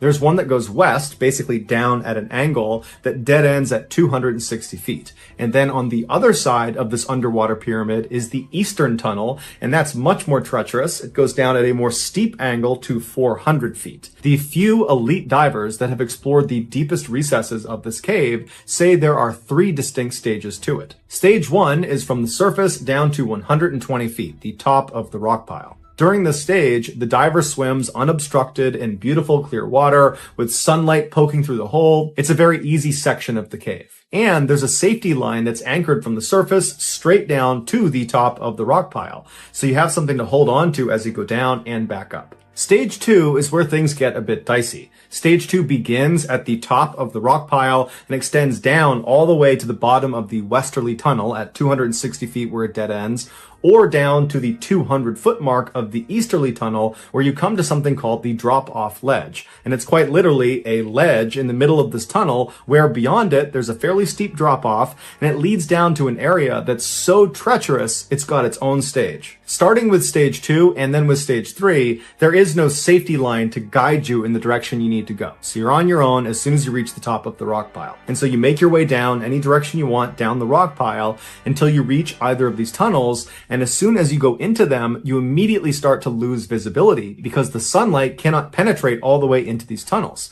And so the diver becomes increasingly reliant on their flashlight. As such, they have to be very careful as they navigate down stage 2 to not bump into the walls, because doing so will knock the limestone silt off of the walls. It will create a cloud of it in their face. It will blind them. It's like being in fog where a flashlight can't push through it. And so the diver has to either wait for the silt to clear, which could take a very long time, or they have to swim blind. Also, anyone entering stage 2 and stage 3, they can't breathe regular air out of their tanks. There's too much nitrogen in regular air. The deeper you dive, the more nitrogen your body will absorb, and if you have too much nitrogen in your system, it can give you something called nitrogen narcosis, which is like being really drunk. And in extreme cases, people have been known to take their mouthpiece out and inhale water, believing they're on the surface, or they'll confuse the direction up with the direction down, and to get to the surface, they will swim straight down until it's too late and they can't get back up again. And so divers that are going to be in stage 2 or stage 3 of this cave will breathe a special mix of gases that are low in nitrogen. The final stage of the shaft, stage 3,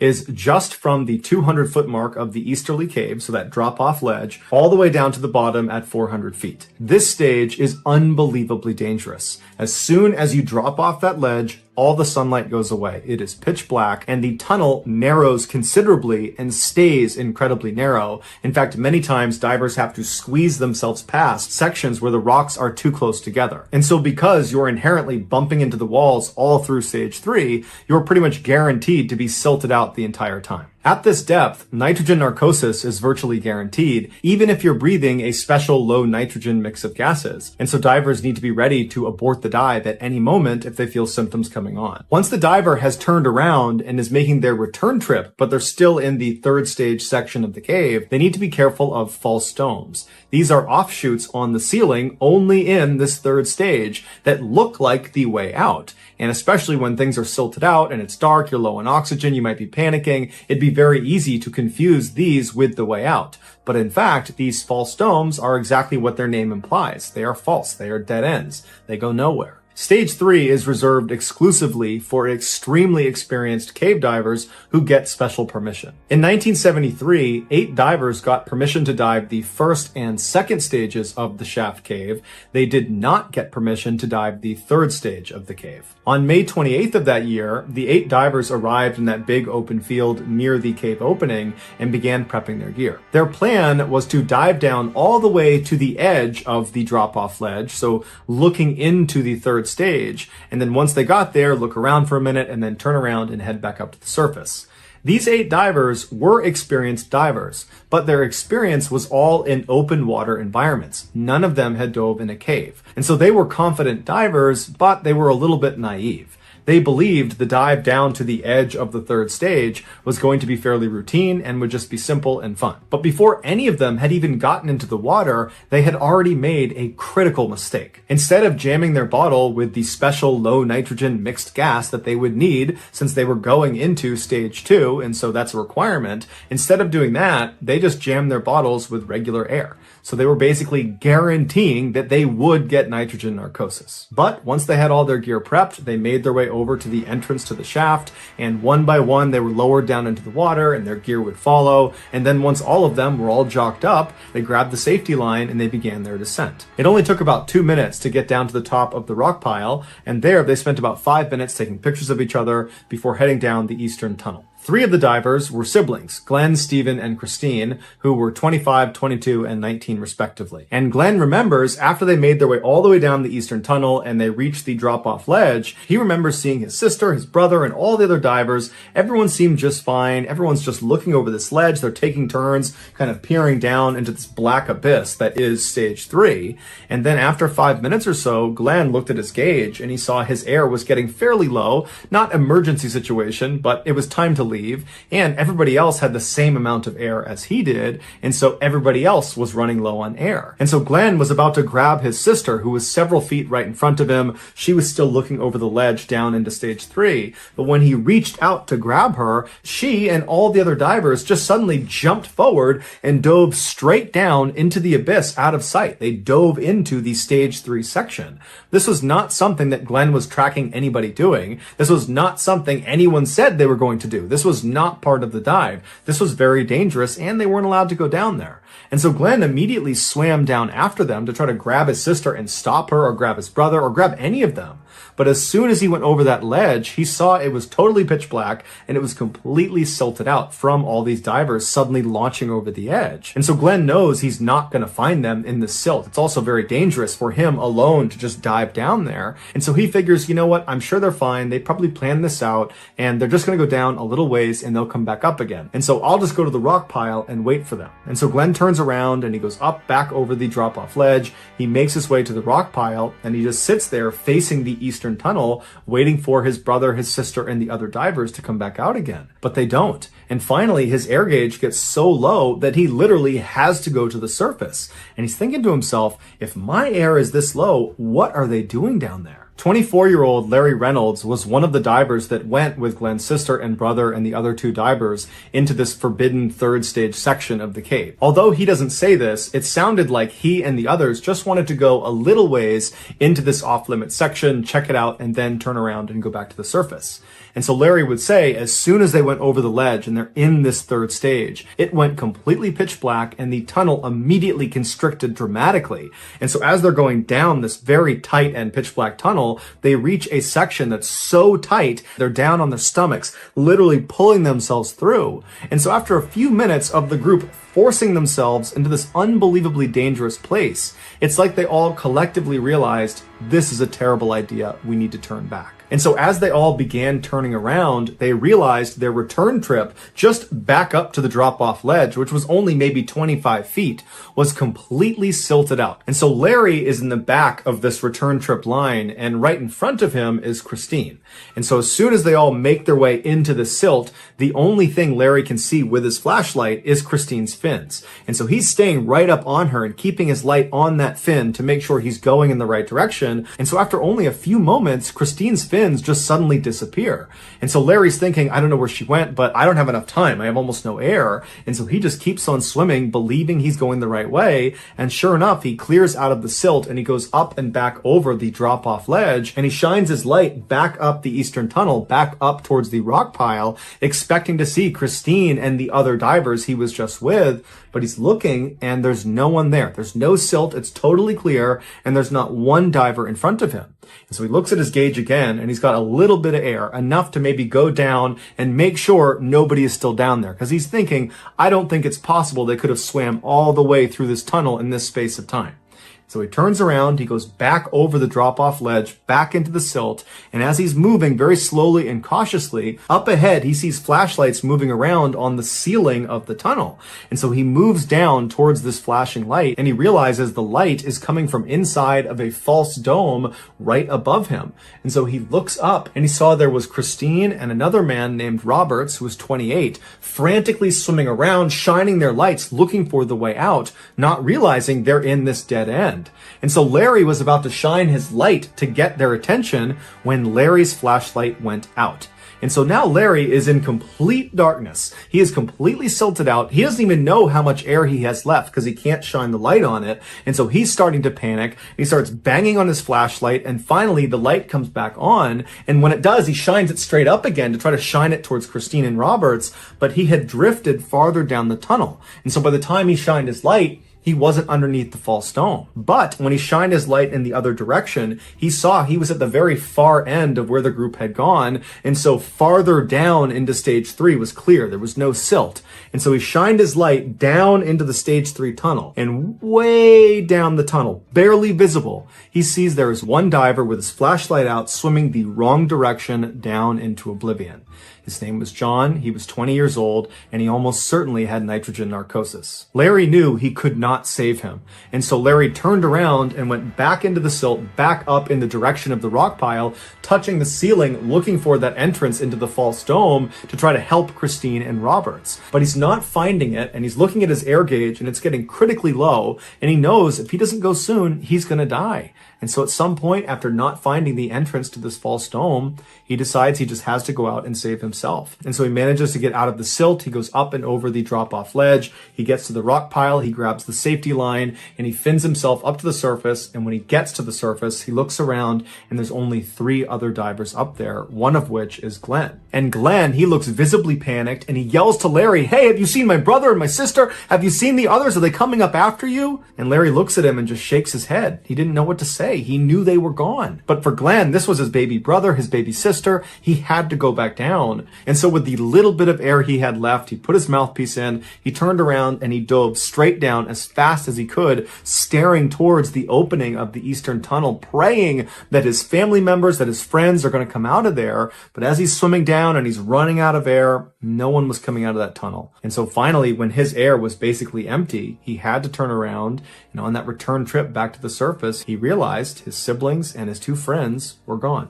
It would take 11 months and 11 days to finally locate and recover all 4 of the bodies inside of the cave. John, the 20-year-old who Larry saw swimming in the wrong direction, was found fairly far down the eastern tunnel, laying on a rocky outcropping. Glenn's 22-year-old brother, Stephen, was found just 50 feet from the entrance of the shaft, but it's believed he died at a much lower depth and then floated up to that position. Glenn's 19-year-old sister, Christine, and the 28-year-old man, Roberts, that she was with inside of the false dome, were found embracing each other just under the false dome inside of the tunnel.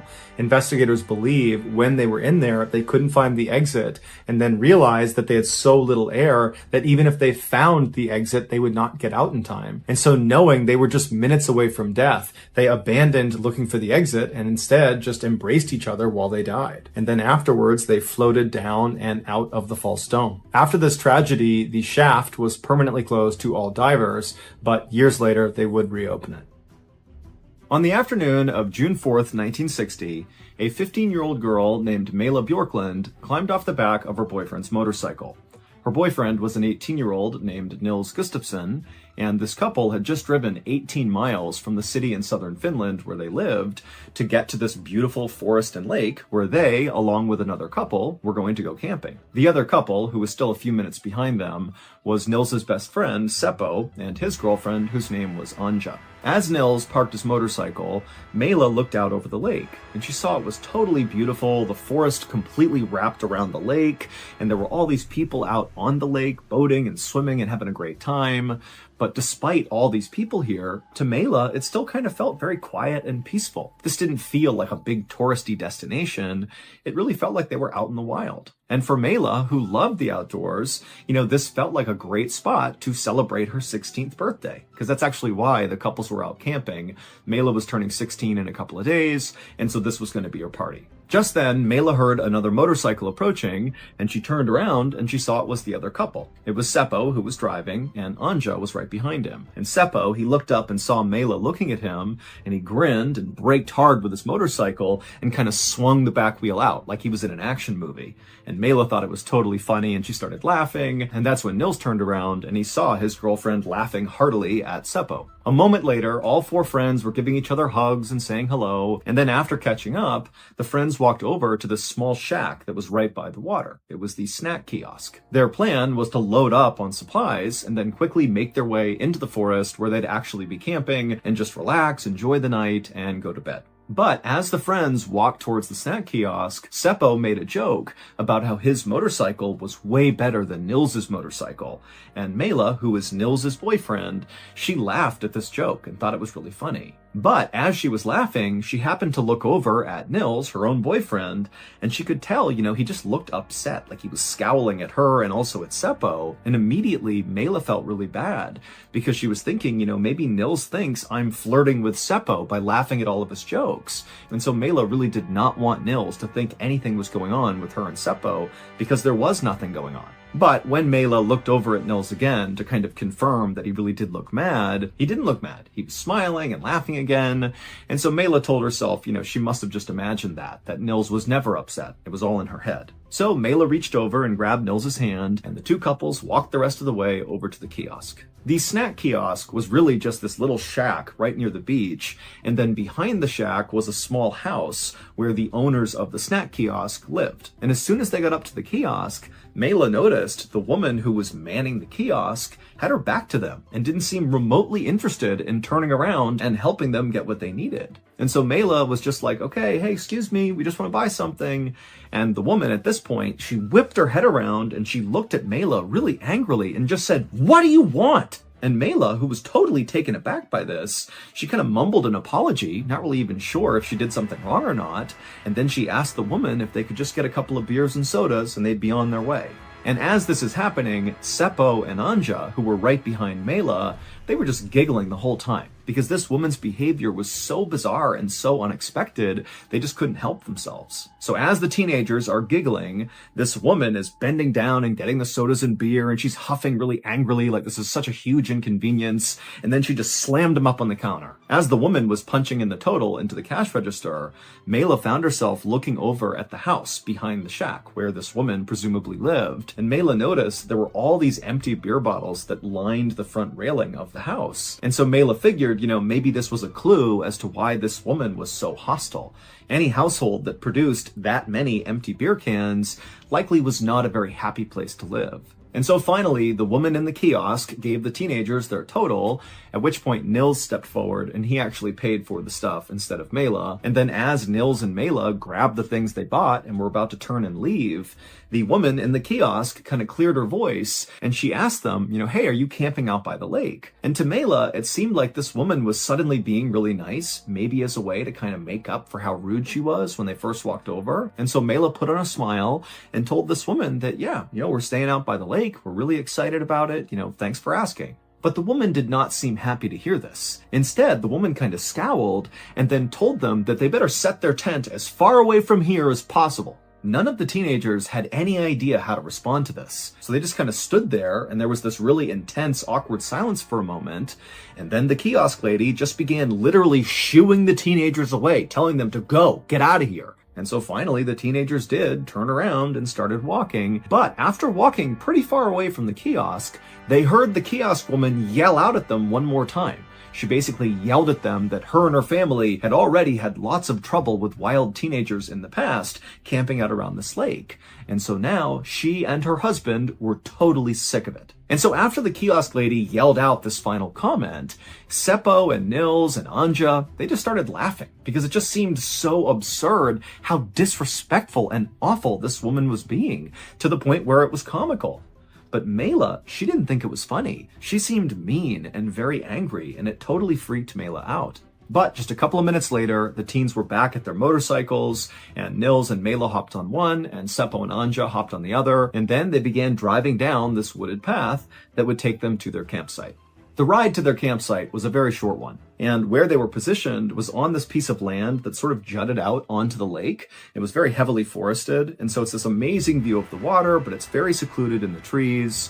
And so right away, Nils and Seppo, they parked their motorcycles up against the trees, they pulled out a simple canvas tent, and they strung it up between two birch trees, and then with their campsite all set up, they grabbed some beers, and the friends began to drink. And it didn't take long before Mela had totally forgotten about the kiosk woman and how awful she had been. After all, Mela had really been looking forward to this trip, and now she was here at the campsite, relaxing with her friends. I mean, this was great. Also, Mela was really excited about her relationship with Nils. It was a relatively new one, and it was obvious that, for once, her boyfriend was somebody who liked her as much as she liked him. And also, Nils was very handsome, and he was popular, and he had this dark brown hair that he combed straight up, and he always wore this leather jacket everywhere.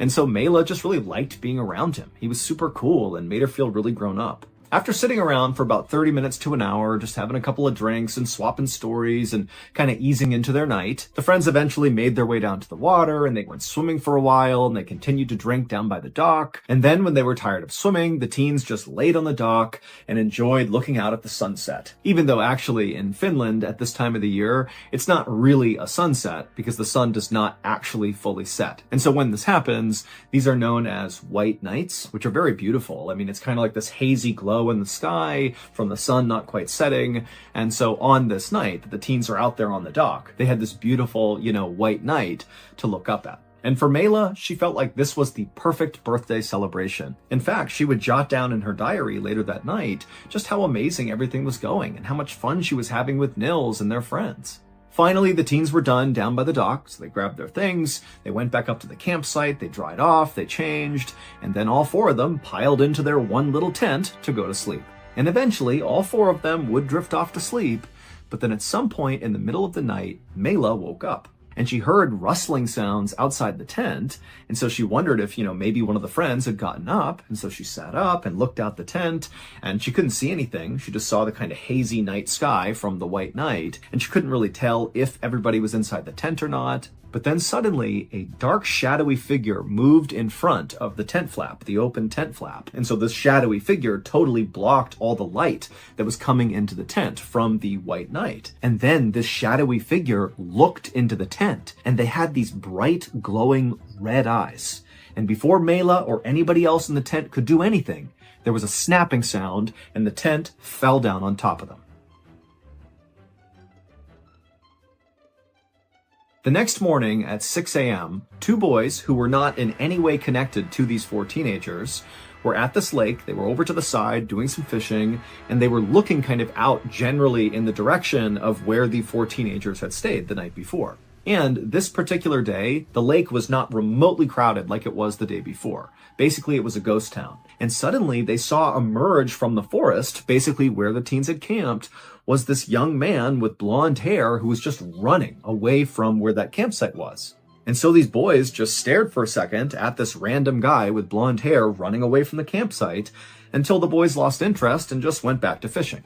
As the morning wore on, more and more people came to the lake, but nobody made their way out to the campsite where the teenagers had been the night before. That is, until a father and his two sons decided to head out that way to go to that dock to go swimming. And so this father and his sons began walking on the same wooded trail that Nils and Seppo had driven their motorcycles on to get out to that camping site. And he eventually makes it to the clearing in the forest where this campsite was. And right away, he spots what looks like a crumpled heap of canvas kind of sitting between two trees. And he couldn't really tell what it was. And so the father walked a little bit closer to investigate.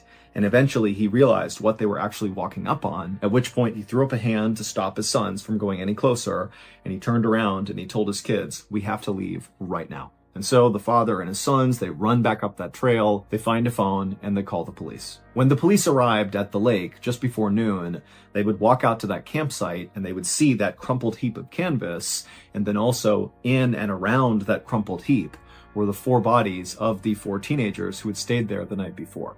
Anja and Seppo had not even made it out of the tent. They had been beaten and stabbed to death basically through the canvas fabric. Mela did manage to get out of the tent. However, she did not escape. She was kind of laying on top of the tent, and she had broken bones, and it would turn out she was stabbed a total of 15 times, and some of those stabs came when she was alive, and some came when she was dead. And then laying next to her was the body of her boyfriend Nils, and he was basically unrecognizable. His head had been beaten to a pulp.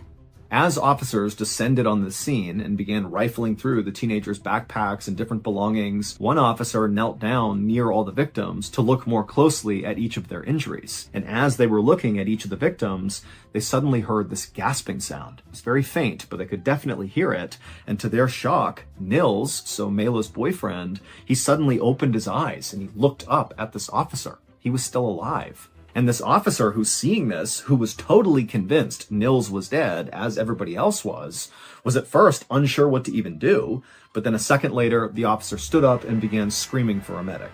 After Nils was taken away in an ambulance, the different investigative teams that had descended on the scene began going over the evidence and different things they had found, and pretty quickly, the general feel amongst all the investigators was this crime scene does not make any sense. There were some things missing from the crime scene that seemed to indicate this could have been a robbery, like missing wallets and missing watches. But there were other things that were missing that just didn't really make any sense to have been taken. Like, for example, the 2 motorcycles that the boys drove in, they were still there, parked up against the tree, but their keys were gone. So why steal the keys and not take the motorcycles? And then also, Nils's prized leather jacket and his shoes were also missing. These were not particularly valuable. I mean, they might have been emotionally valuable to Nils, but they certainly were not valuable enough to warrant a robber, killing people to get their hands on them. So eventually, the police actually called in the military to come into the forest and help with the search. And when the military arrived and began fanning out all around this huge forest, they would make a really big discovery. They would find Nils's shoes. And these shoes were speckled with blood. And it was clear from the bloody tracks nearby that the killer must have, at some point, put these shoes on at the campsite and then walked away while still wearing them, and then ultimately, ditched them 500 meters away underneath that pile of leaves. In the days after the murders, the police chased down dozens of leads all over Finland, but none of them amounted to anything. Nils would actually survive the attack, but his face was so badly damaged with so many broken bones in his head that it took a really long time before he could even speak. But when he finally could, and the police were able to interview him, it became immediately clear that Nils did not have a good memory of the attack. And in fact, the day of the attack, basically the whole day, he didn't really remember it. However, Nils would remember one thing. He said during the chaos of the actual attack, he distinctly remembered seeing a dark, shadowy figure with these bright red, glowing eyes. But the police couldn't just go out and look for a dark figure with red eyes, and so instead they just made a note of this and continued their investigation. The only real lead the police got were from those 2 boys who were fishing out on the lake a day after the murders happened, where they saw that guy with blonde hair running away from where the teens had camped. Now, these 2 boys didn't know the significance of what they were seeing, but obviously when the news broke about the murders, they recalled seeing that guy right in the area where they now knew, that's where the murders had happened. And so the police created a composite sketch of, what the boys thought they saw, this blonde guy running, and they would send this sketch all over Finland, and they would ask people, to come forward if you've seen this guy. And loads of people immediately came forward and said, yep, I've seen that guy. But it would turn out the police were getting loads of false reports because the sketch looked like lots of men in Finland. So this was not a unique enough sketch, basically. However, there was one tip that came into police that did really stand out. The day after the murders happened, a man named Hans Assmann checked into a hospital located about 13 miles away from where the lake was, where the murders happened. And this guy Hans, when he checks into the hospital, he starts complaining of having these really intense stomach pains. But the doctors don't believe him because Hans actually just appears to be very drunk and very aggressive. First of all, he looked exactly like the police composite sketch of the blonde running guy. Like he was that guy. And also, Hans was filthy. He was covered in dirt and mud, and there was all this dirt kind of embedded in his fingernails like he had been digging with his hands. And he also had all these red stains all over his clothes that he refused to explain. And so eventually, one of the doctors called the police, and when the police interviewed Hans, they would discover that he had a history of violence, and he also said he used to be a member of the Nazi Party, and he also was a member of the Russian secret police. And all of this just seemed like a lie, but basically he seemed like a very erratic and unstable person. But Hans had a rock-solid alibi. On the night of the murder, Hans was located in a city about 15 miles away from where the murders happened, at his girlfriend's house with his girlfriend and also his girlfriend's sister and brother-in-law. And so as much as they wanted Hans to be their guy, the police learned, obviously he's not. And this was basically how the entire investigation went. The police would interview over 4,000 people, but despite all that, they still could not figure out who did this. And so slowly, the case went cold.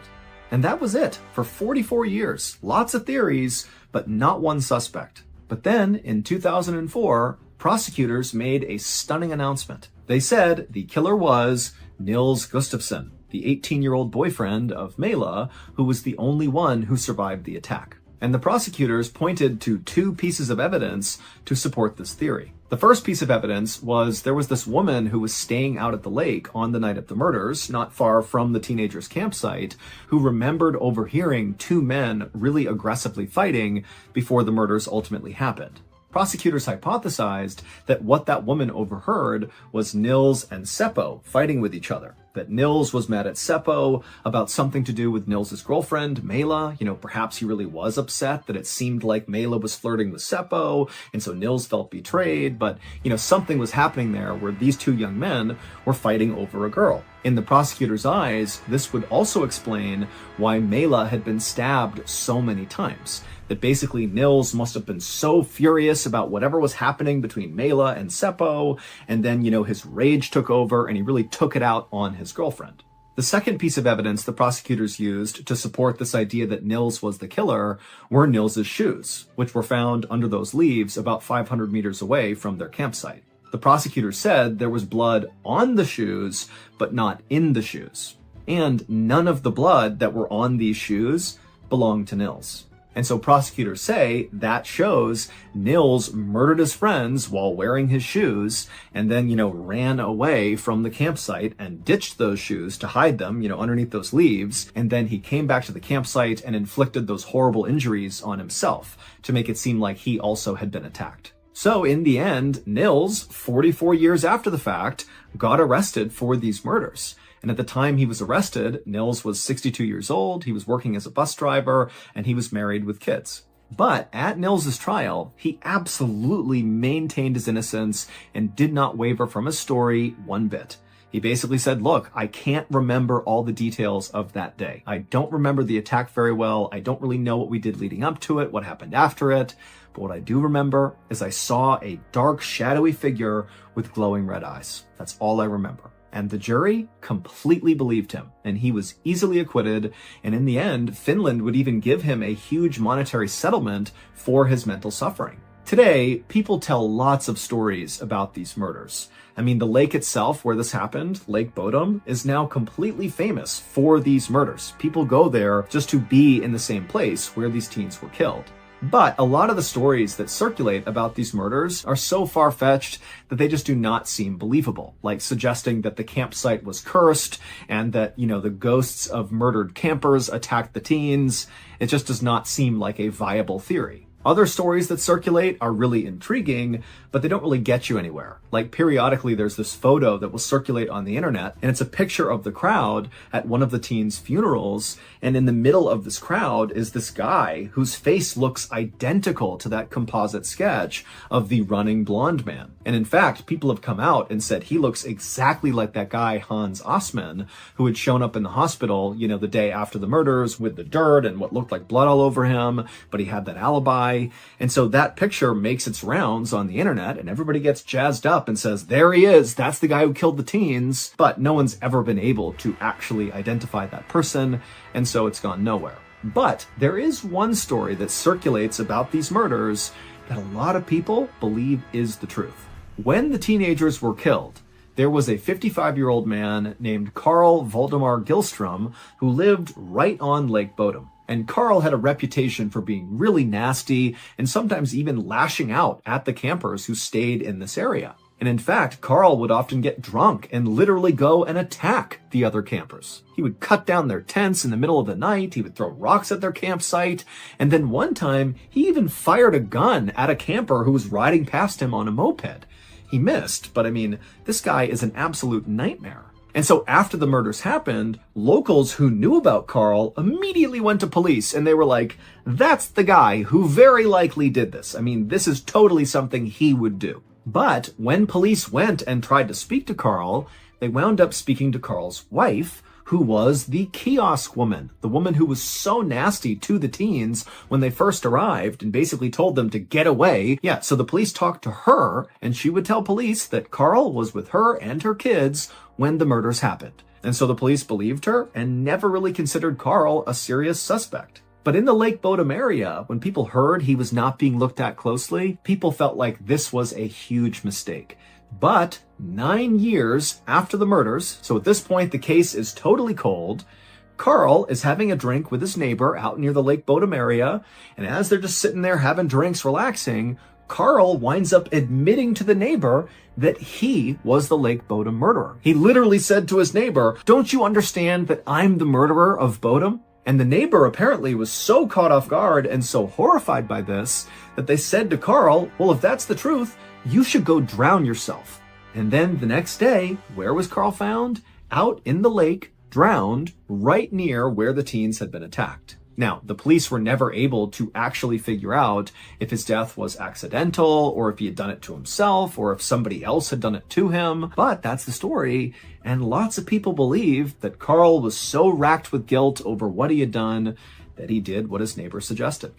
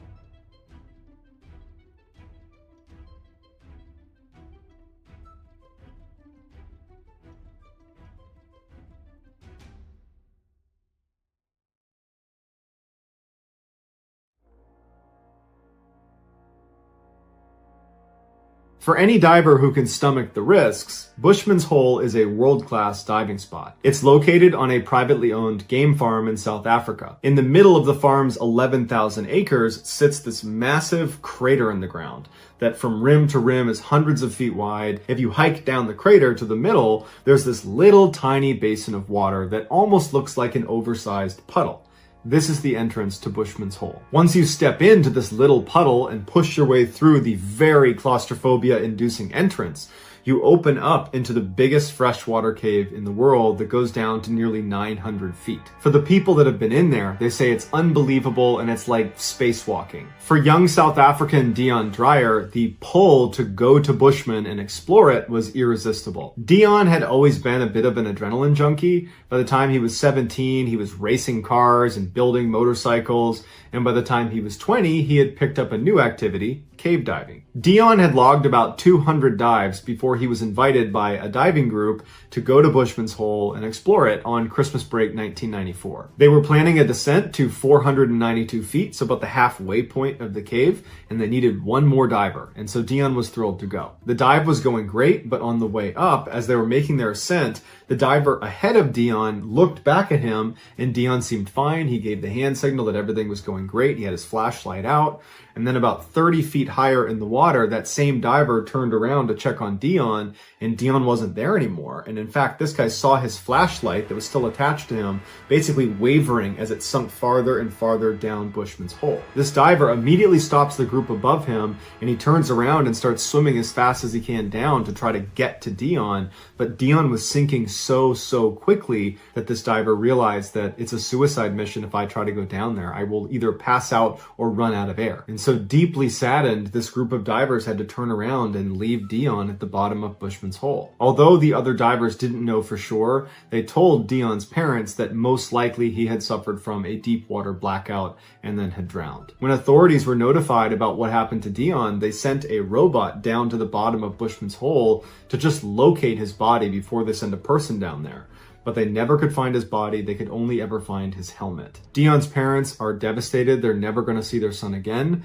And since they don't have a body to bury, they decide to go down to Bushman's Hole and put a plaque up next to the entrance to commemorate their son. 10 years later, Dave Shaw, who was a 50-year-old extremely audacious cave diver, was passing the 800-foot mark inside of Bushman's Hole, becoming the third person ever to reach this depth. Shaw touched down on the sloping bottom of the cave. He detached from the cave reel, took out his flashlight, and began swimming around the bottom. As he was scanning around, he looked about 50 feet to his left, and he saw something he immediately recognized. It was a human body. They were on their back with their arms stretched out towards the surface, and when Shaw went over to them, he immediately recognized that this is Dion Dreyer. Ever since Dion died inside of Bushman and had never been recovered, any diver that went in there was keeping their eye out in case they saw him. Shaw examines Dion to see if he's going to be able to be pulled to the surface, if he's solid enough to be pulled to the surface, and he can tell that his hands have skeletonized as well as his skull, although his mask is still placed directly on his skull. But his wetsuit and his tanks had kind of kept the rest of his body pretty tight,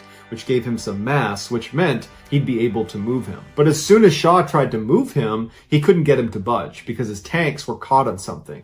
And so Shaw stayed there for a minute trying to get him free, but he couldn't do it. And that's when Shaw started to think, okay, this is getting irresponsible. I'm gonna die down here too if I don't start making my ascent soon. So he ended up tying a line to Dion's body so he could be located again, and then Shaw began the very slow ascent back to the surface. On the way back up, Shaw felt an extreme sense of connection with Dion. He really felt bad for this kid, and all he wanted to do was get him back on land to give back to his family, to give them some closure. And so when he got on the surface, he immediately contacted authorities and said, I'm gonna go back down and I'm gonna get him. And Shaw also called Dion's parents and told them, I am gonna retrieve your son.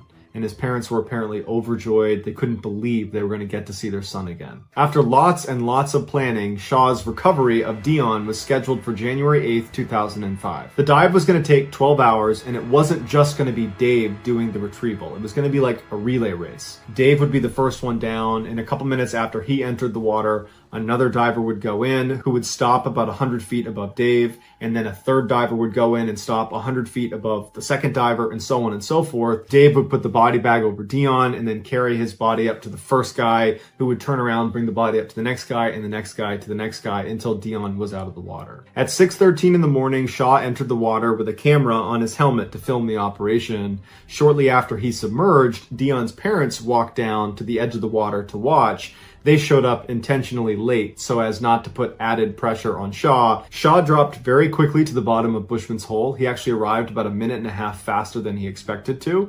As soon as he got down, he shined his light and he found Dion's body. He went over to him, he got the body bag out, and he got to work. 13 minutes after Shaw had submerged, the diver who was slotted above him, that would be the first to receive Dion's body, began looking for signs that Shaw was done and was moving up towards him.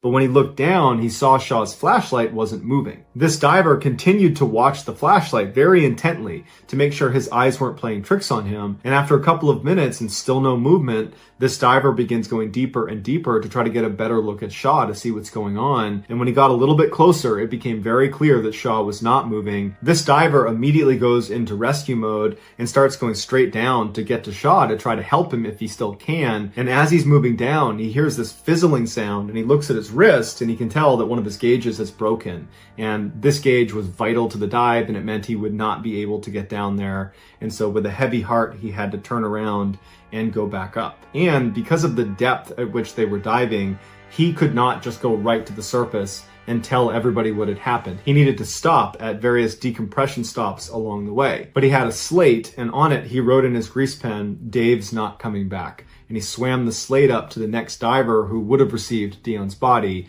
but instead receives this slate. He takes the slate up to the next diver, to the next diver, to the next diver, all the way up to the surface. Don's okay. Dave's not coming back. As soon as this message was read out loud to the group standing around Bushman's Hole, which included Dion's parents, there was 30 seconds of stunned silence. No one could believe this was happening. And then after the silence, Dion's parents are beside themselves. Not only are they not going to see their son probably ever again, but they feel like they are somehow responsible for Shaw's death. Eventually, by the end of the night, all of the other divers that were in the water that day successfully exited the cave and were just fine. As for Shaw, much like Dion, there really wasn't a good way to get him out. And so everyone came to terms with the reality that he was going to be down there with Dion probably forever. The news was so devastating that the team decided to leave all their equipment in place. Eventually, they did need to go down and collect their gear. So everybody goes down to the edge of Bushman's Hole, and before they begin retrieving all of the lines, they sang Amazing Grace in memoriam for the lost diver. Afterwards, they started pulling up the lines, and as they're doing that, they noticed all these bubbles coming up from the bottom of the cave. And they looked a little bit closer, and it was Shaw's body and Dion's body. Basically, Shaw had been attached to this line, and he had managed to free Dion before he had passed. And so when they pulled the line, both of them were freed and they floated to the surface. And so even though Shaw would die doing it, he was able to get Dion out of Bushman's cave for his family. After the two bodies were taken out, they noticed that the camera on Dave's head was still intact, and it had filmed everything all the way through his final moments. And so they took the tape out and they watched it forward and backwards, slow-mo, frame by frame, and they analyzed it to the point where they understood what happened. When Shaw gets down to Dion's body that had previously been stuck, and that was the reason Shaw had not been able to free him the first time, somehow he's become unfree and he's now free floating. And Shaw is having a really hard time trying to control this free floating body, and his body is literally breaking apart in front of him. As Shaw is trying to wrangle his body, you can hear him start grunting, his breathing is getting elevated, and he's totally losing control of the situation. And the bottom of this cave is slanted, and it's all silty and muddy. And so in the camera, you see all this mud and silt getting kicked around, and the visibility is very poor. And after it clears, you see Shaw has gotten completely tangled in some line that's also tangled on Dion. So basically, Dion has become his anchor. At this point, Shaw shifts his focus to try to get the lines off of himself, and you can hear his breathing now is becoming much more desperate. It almost sounds like he's gulping for air, and probably at this point, although we don't know for sure, he's suffering from narcosis, which is a condition that divers will run into, where it's like you've drank a whole bunch of alcohol on an empty stomach. It's like you're totally drunk and you're confused. and it's clear that he's becoming a little bit disoriented. And instead of going away from Dion's body to try to go back up and save yourself, instead he turns and starts fumbling with Dion's midsection, and then he gets out a pair of scissors, but he doesn't use them, he just holds them. Finally, he turns away from Dion because it's clear you're not going to be able to get him out at this point, and with the scissors in hand that he never used, because again, he's probably suffering from narcosis and he's confused, he starts beginning to make his way over to the area where you can go back up, but he starts slowing down, his breathing becomes tragically desperate, and then it becomes silent, and then there's no more movement, and Dave Shaw is dead. 10 days after the bodies were recovered from Bushman's Hole, Dion's parents, although they are absolutely devastated about what happened to Shaw, and they feel very guilty, but at the same time, they're so excited because they get to go to the morgue and see their son again for the first time in 10 years. They don't care what state his body's in. Just the fact that he's actually here, that their actual son is going to be in front of them, was just overwhelming for them. And when they went in, they were really fixated on the fact that he had underwear on that they both recognized. Apparently they had bought him a set of jockey underwear and he was wearing jockey underwear. As strange as it is, it was like they got to bond with their child one more time.